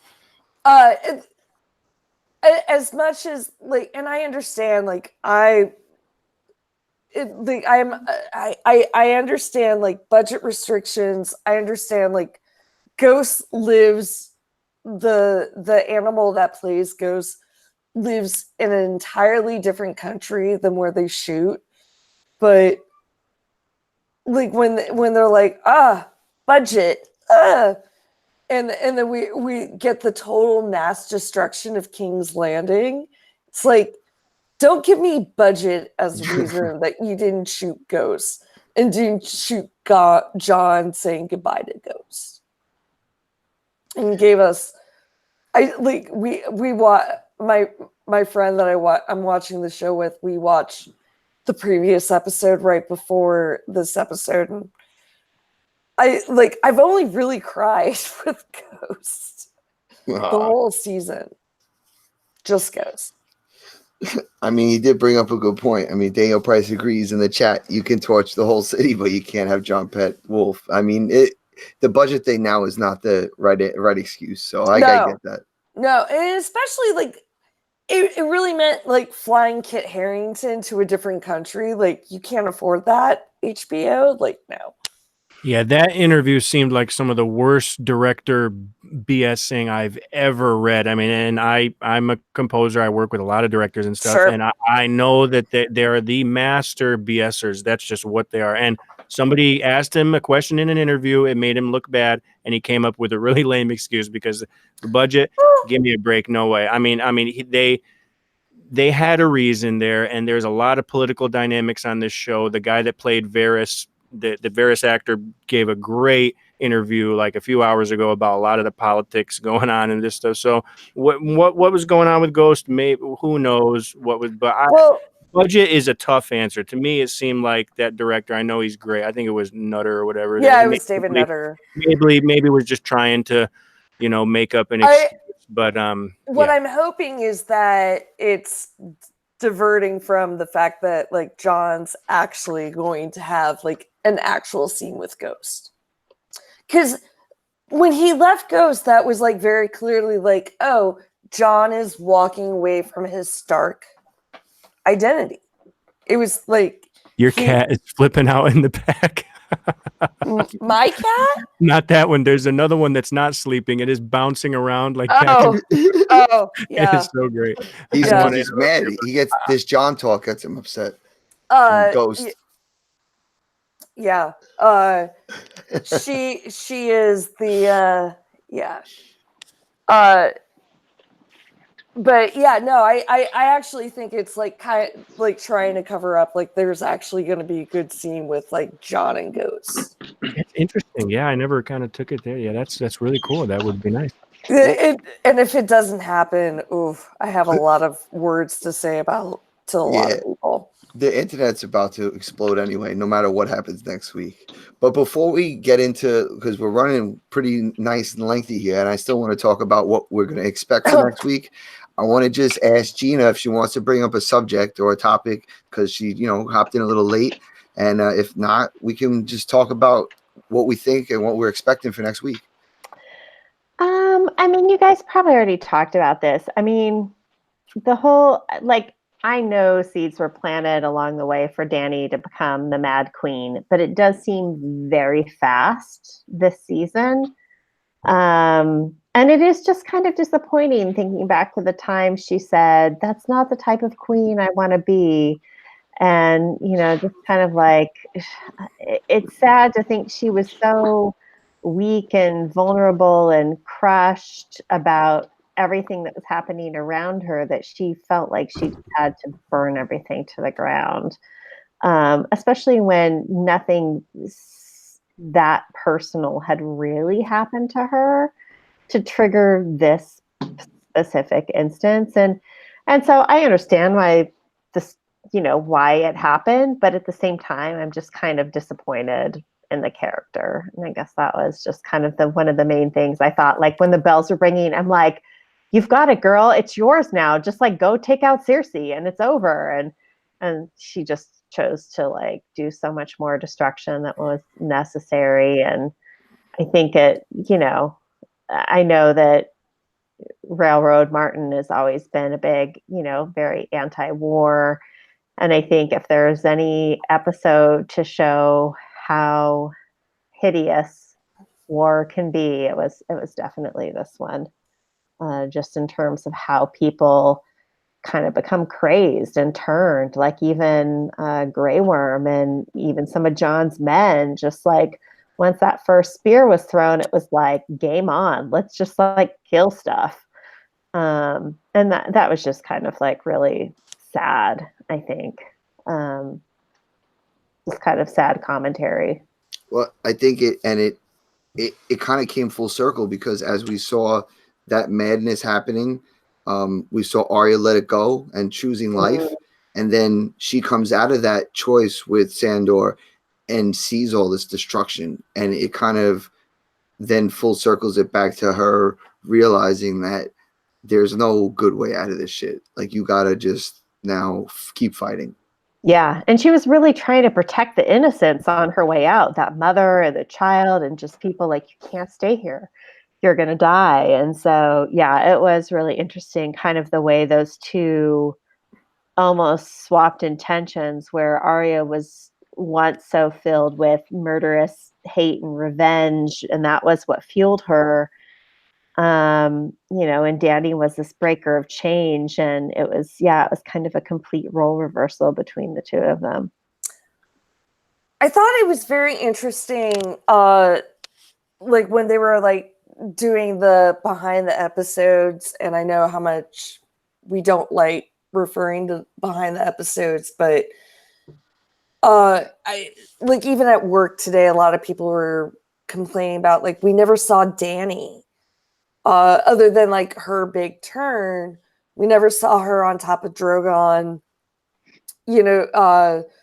destroying the battlements. And then we actually never saw her, like, once she made that turn, like, killing the civilians. And D&D were very much like, we wanted to be on the ground with the civilians. And they used Arya very, like, as the focal point of watching the destruction. That's smart. Yeah, I didn't think about that. It was like her POV was like the ground POV, and we just saw the destruction from her view. Well, and it's interesting, like, and I personally think they use Arya a little. She is a little bit of their golden child, but whatever. She's an amazing character. It's fine, but. Also, like, Arya's been so devoid of humanity for a while. And, like, watching Arya, like having the combination of her seeing the destruction and like, turning from, like, I have to get myself out to, like, no, I'm actually going to try to, like, save people and get them out. Was, a really interesting choice. I think that might be just for setup purposes for next episode as well, right? Sure. Oh, totally. Yeah, as opposed to writing something specific, I think it's just wait and see what happens next. Well, but also like they very much specifically said, like, like whenever usually in a war scene or in a battle scene, like you see it from like the quote unquote hero's point of view. Yeah. And we saw a lot from Jon's point of view. but it was also like Arya took the point of view from the masses and not someone like directly involved in like the military battle. Yeah, Arya's point of view was one of my favorites. She always has and always will be my favorite character in the entire series, entire books. I mean, I love this girl so much. If I ever have a daughter, that is the name of my daughter. Guarantee it. I declare it on behalf of the Lord of Light. I mean, I love this character. She's changed my life.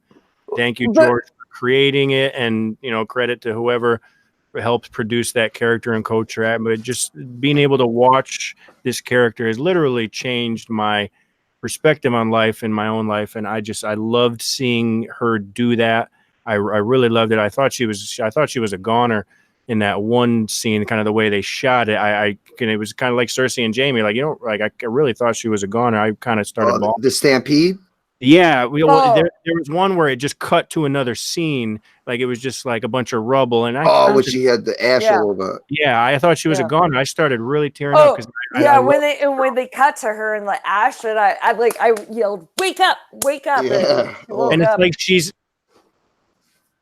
it's like she's saving the woman, and then she just basically just speeds up the woman's death. I mean, it's so George. I mean, it's just like it's so George, and it's too bad. But she tried. Whether she did much, I'm not sure, but she tried. And then the horse thing, it was like Can we talk about the Pale Mare? Yeah, it's supposed to be very significant, right? I mean, like very basic symbolism, like in the Bible, like death rides on a pale mare.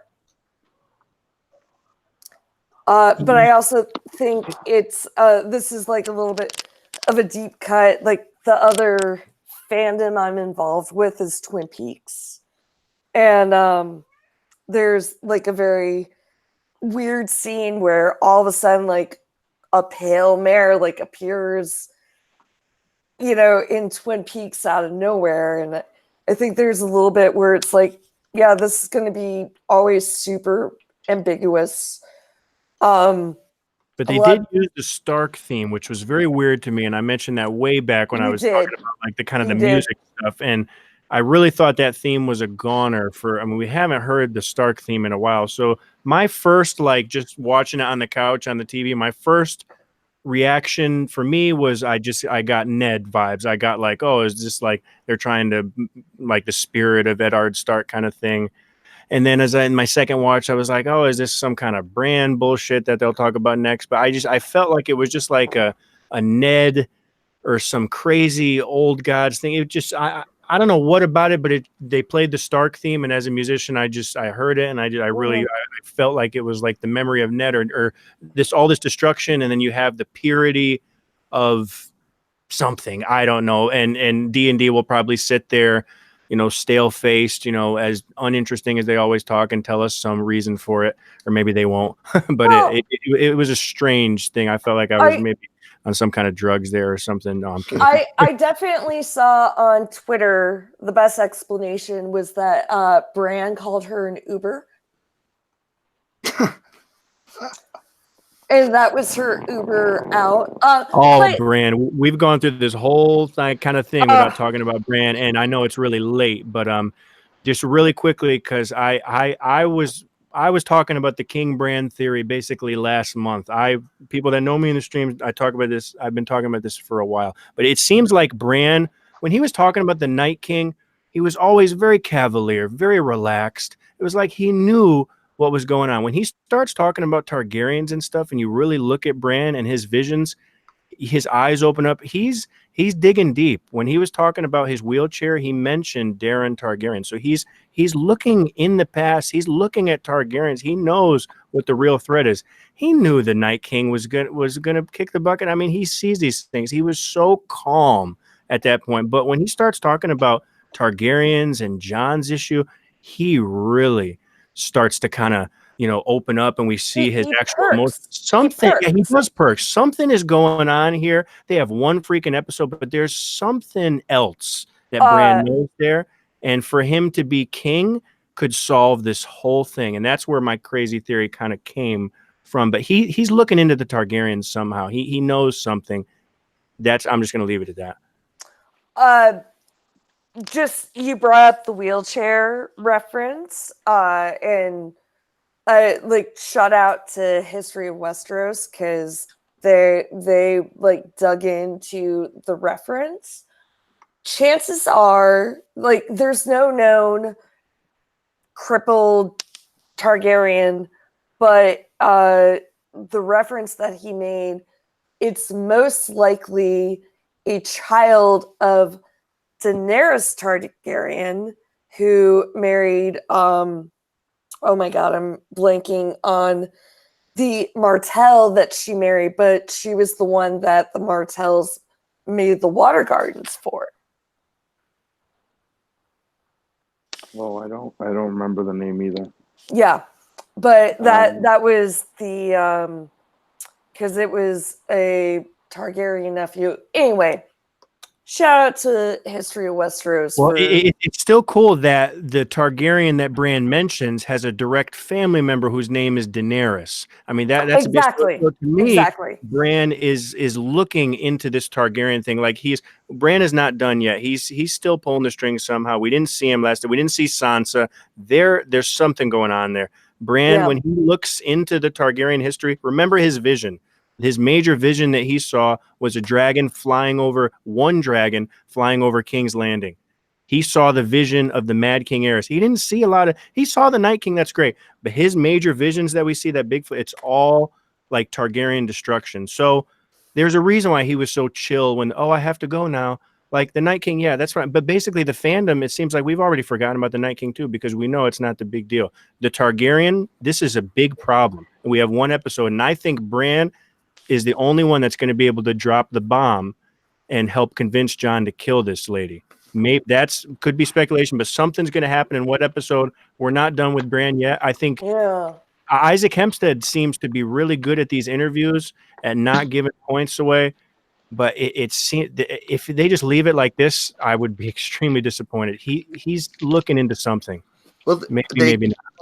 They can't leave it at this. We're at the end, and we got one episode left. So, what do you think is going to go on? Like, where are they going to head? What are they going to do? Are they going to, do a flash forward 20 years and show us how things settled? Are they going to still give us politics? Are they?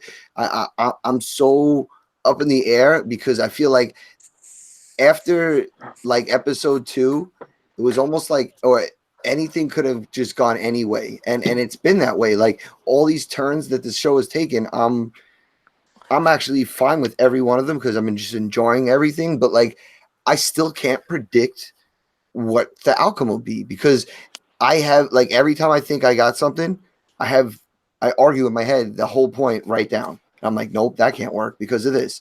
So I'm going to throw it to you guys, and I want Gina to start this one off, and we will go down the row. Gina, Jim, John, and Rebecca, and and then we'll close it out. But let's see, Gina, give us a little info here. What are we going to get? I do think Dany has to die. I don't think there's any way she could realistically sit the Iron Throne after burning 1 million people in a city that she's supposed to rule in. Who kills her? I mean, maybe it's Arya. I have a feeling it might more be Jon. And even though he's supposedly the next in line by the old way of doing things, they did kind of lay some hints that, like, to me, either he's going to die or he's going to end up living out his days in the North somewhere, like he'd kind of already originally planned to. Which then, it does open it up to have a different way of ruling things in Westeros, whether that's more, something, where the people actually get to decide who their ruler is, which they, in the North, they did decide they wanted Jon, and, over the Narrow Sea, they did decide they wanted Dany in a sense, because she freed so many people. And, why can't Westeros have that too? So I do think there is an opportunity for them to have a more kind of democratic way of appointing someone who's in charge. Who that might be, like, it could be Davos. It could be Tyrion. I don't think it would be Sansa, just because I think she's very comfortable in the North and like that's her jam. And I don't think she ever wants to go back to King's Landing, even though there's nothing to go back to. But yeah, I could see this easily being like a Tyrios or a Tyrion, a Davos, or even a Samwell Tarly sitting on the Iron Throne at the end, or being in charge, not sitting in the throne, but being an elected official. And I think that could possibly be the best thing for these people, to at least let them have some say, because if Dany is a breaker of chains and liberating people from slavery, shouldn't there be a democratic society that liberates people from being under the hand of a monarchy? Shouldn't they get to have some say into who actually is, making decisions for the best of the country? So that's kind of where I am thinking. But I do think Dany is definitely going to die. And there could be a chance Jon dies, but I think Dany, if she doesn't die, then especially after that last episode, I think it just doesn't make sense for her to live at this point. I feel like after hearing this Targaryen thing, like maybe getting rid of the Targaryens is the way, and that could be a way. It's not, people aren't going to be happy about this. No one's going to want her in, and getting elections going is going to be a tough thing, so we'll see. It's going to be tough. Jim, what do you think?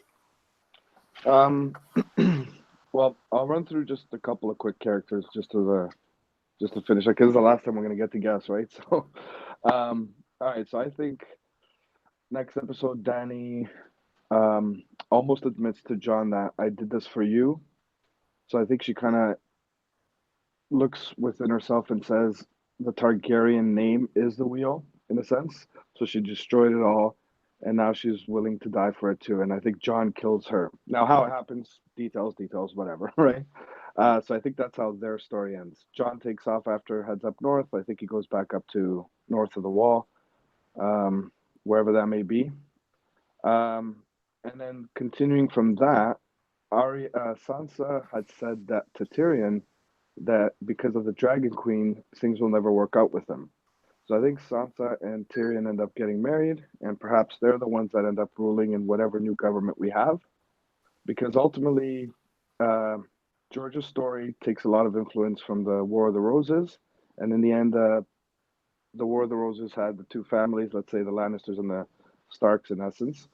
And they ended up the war by marrying one from each side, right? To just kind of bring peace to the kingdom. So I think Sansa marries Tyrion. Davos and Samwell end up being the hand and advisors respectively. Jon kills Dany. Jon heads north. And Arya marries Gendry. There you go. All right. I wrapped it all up in a nice bow, which I'm sure could go completely the opposite direction. Hey, I mean, we began some of these bows that we've been talking about. They've been happening. They're tidying up real good. Yeah, without going into too much, analyzing, I think that's the basic concept. I see how it ends. And one last thing. Sorry, one last thing. The only other kind of twist there, I think, if Dany tries to kill Jon, tells Drogon, Dracarys, and Drogon does not kill Jon. And that's when she realizes, you know what? Nobody fucking loves me. Wow. Yeah, there you go. Final prediction. I actually have to say, I think that's a good one, because I've been thinking a lot about Drogon and the weird looks he's given Jon from that first time Jon put his hands on him to, him kissing Daenerys. And I'm like, maybe that dragon knows that Jon's actually the person that's supposed to be riding him. Yeah, and I think that's the final knife in Dany's heart. Oof. Ouch. Yeah, could be. Interesting. All right. How about Jon? Jon, what's your expectations, predictions? Well, it's hard to make predictions, man. It's tough. I was pretty lucky in the beginning of the season. I got a few hits on some Lord of Light, Melisandre stuff, but it's been all strikeouts every episode. It's just hard to make predictions. First of all, I just want to thank you for having me and thank everyone on the panel for staying up so late and talking about great stuff and staying pretty positive and really respectful and stuff, which is really kind of tough to find online a lot recently, which is too bad. But it was great to be with everybody, great to be in the chat and just chatting about something we love. I love this show.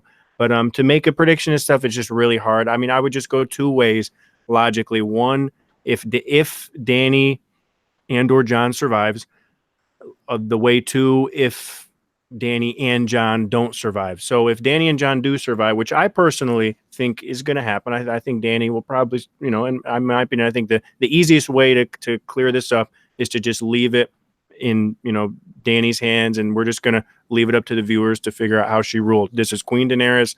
She makes her court. She talks to some lesser lords, whoever's left, and does her thing, and then that's it. That's one way. The other way, if seems like everyone thinks Danny's going to die, hopefully, maybe whatever, John will probably have to die. Then we get into some real Game of Thrones stuff where we have to select a leader. The democracy stuff is cool. I definitely don't think it's going to happen in Westeros in one episode overnight. There's too much to do. So the big issue is going to be the succession. Okay, so if you're take Occam's razor, the simplest method. How are we going to make a king here? Who's going to be on the council? Are the maesters of Old Town going to be here? Like what lords are left to decide who is going to be the king? Perhaps we can make a people's vote. That's fine. There has to be a king. It's Westeros, a king. If Danny and John are dead, the Lord, they're definitely going to go for a male. So that's just what I'm thinking is they're going to have some kind of male heir. Who's left? We have Robb and Aaron. We have Bran. We have a bunch of other people that aren't even really high lords. So we got to stick to the high lords. We have Robb and Aaron. We have Bran Stark. So these are the two. If you're in Westeros, if you're a lord in this situation, probably, if you just take that logic, is going to be one of those two people being the king. If Robb and Aaron was the king, I don't know if, the Starks are obviously higher than, the Vale, but Robb and Aaron is the longest serving high lord so far. If he was the king, that would be awesome. Could also be Bran. Would a council vote for some of these other characters? Maybe not. So that's what the episode could turn into. But I think it's much easier to just have Danny being the queen. I mean, how are they going to kill her? I mean, how are they going to get her alone? So there's two ways, but it's hard for me to make predictions. It just kind of shows you that, they just kind of took this season and just went kapoof. That none of the content creators or even the amateurs can make any accurate predictions. It's kind of tough. We used to have a few hits every season, but it's just tough. But still, it was great to talk about it with you guys. And I'll leave it to Rebecca to close it out as brilliantly as she has all night. Sorry, Rebecca, do you mind if I just jump in? Not at all. Not at all. I just want to throw a monkey wrench into John's theory there. The third claimant to the throne officially right now is Gendry Baratheon. His great-grandmother was also a Targaryen. Just throwing it out there. Well, they could bring that in. Absolutely. Yeah. So whatever the council of, you could just throw in 3. I talked about 2. That's great. So whatever the council of lords and ladies and maesters will be, these are the names that are going to be put, not Davos, these are the names that are going to be put, is going to be the Lord. It's going to be the blood, the male blood. If we did this Westeros crap, or hell, let's do it. Let's make the democracy. Maybe Samwell speaks up and says, I'm Samuel. Let's make a democracy. Why not? I also would like Gendry is cool. That's a cool one. I would also with the Lord though. Tarleys were no small name within the High Lord. Well, yeah, but after since the Tyrells were taken out, then the next kind of heir apparent to that area would have been the Tarleys. I just want to remind everybody here that our one true king, Stannis Baratheon, is still alive. Yeah, yes. Forgot about that. Yes. That's the best prediction out of all 5. Yeah. So I don't know what the hell everybody else is talking about. But my actual logical predictions, I think Danny's gonna die.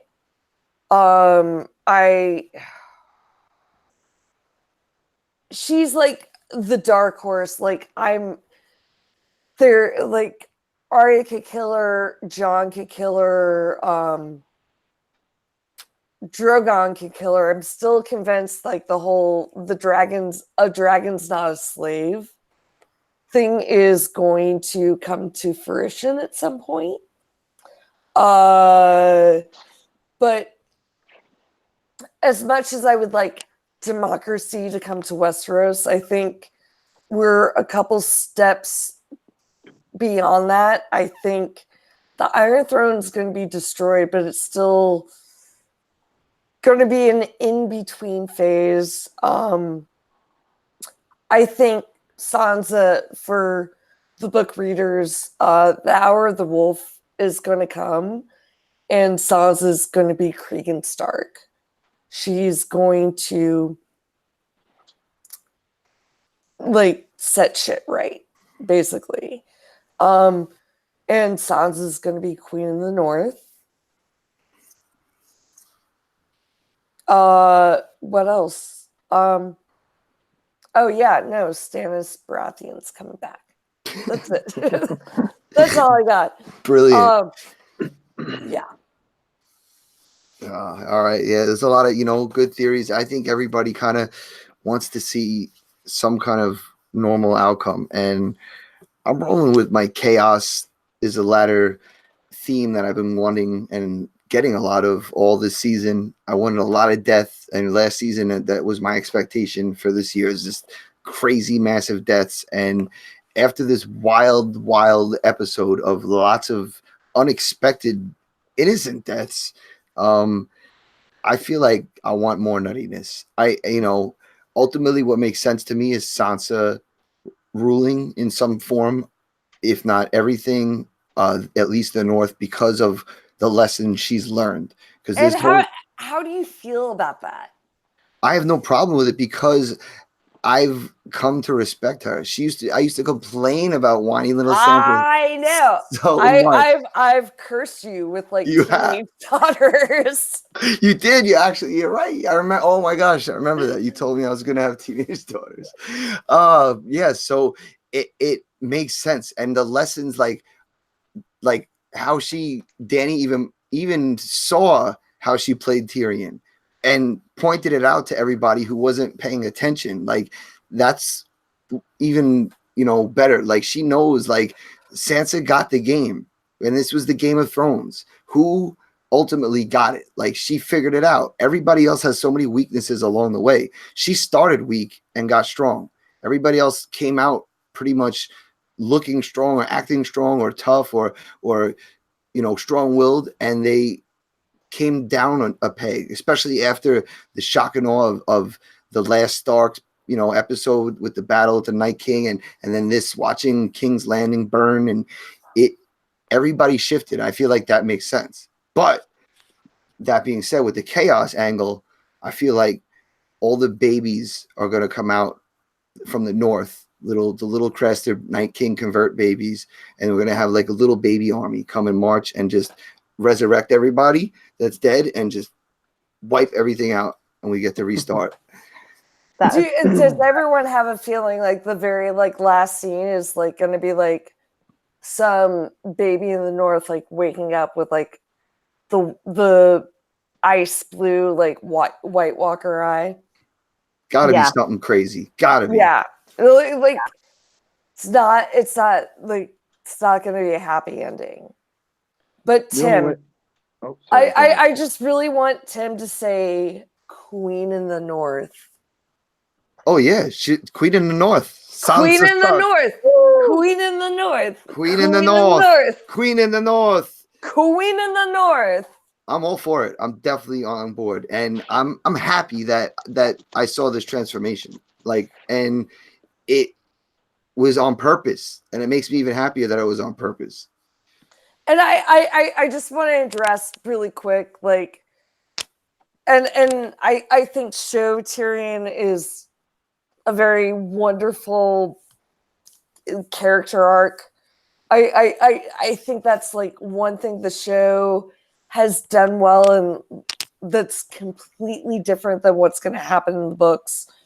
I still want Sansa to marry somebody that she loves. And it's Yeah. not going to be Tyrion. No, he's too sad, sacked out right now to be even loving. Like, he's not in that frame of mind to even give her that. Yeah. Like, I feel like that's not the right. Like, I think Sansa's a lot like Elizabeth I, like going off like what Jim was saying, like the War of the Roses. I think Sansa's like a couple generations beyond. So she's more Elizabeth II. And I also that is the one disappointing thing. It's like, God, I wish Sansa had some good dick energy, and she did.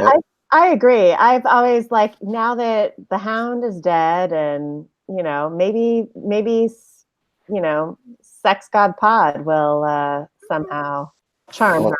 I mean, my tinfoil was that Sansa and Gendry would get together. But, yeah. Well, but obviously he's an Arya, and that's fine. It's not going to happen. Maybe King Stannis needs someone to warm up to when he comes back down out of the bushes. Well, and if we want to start talking about book shit.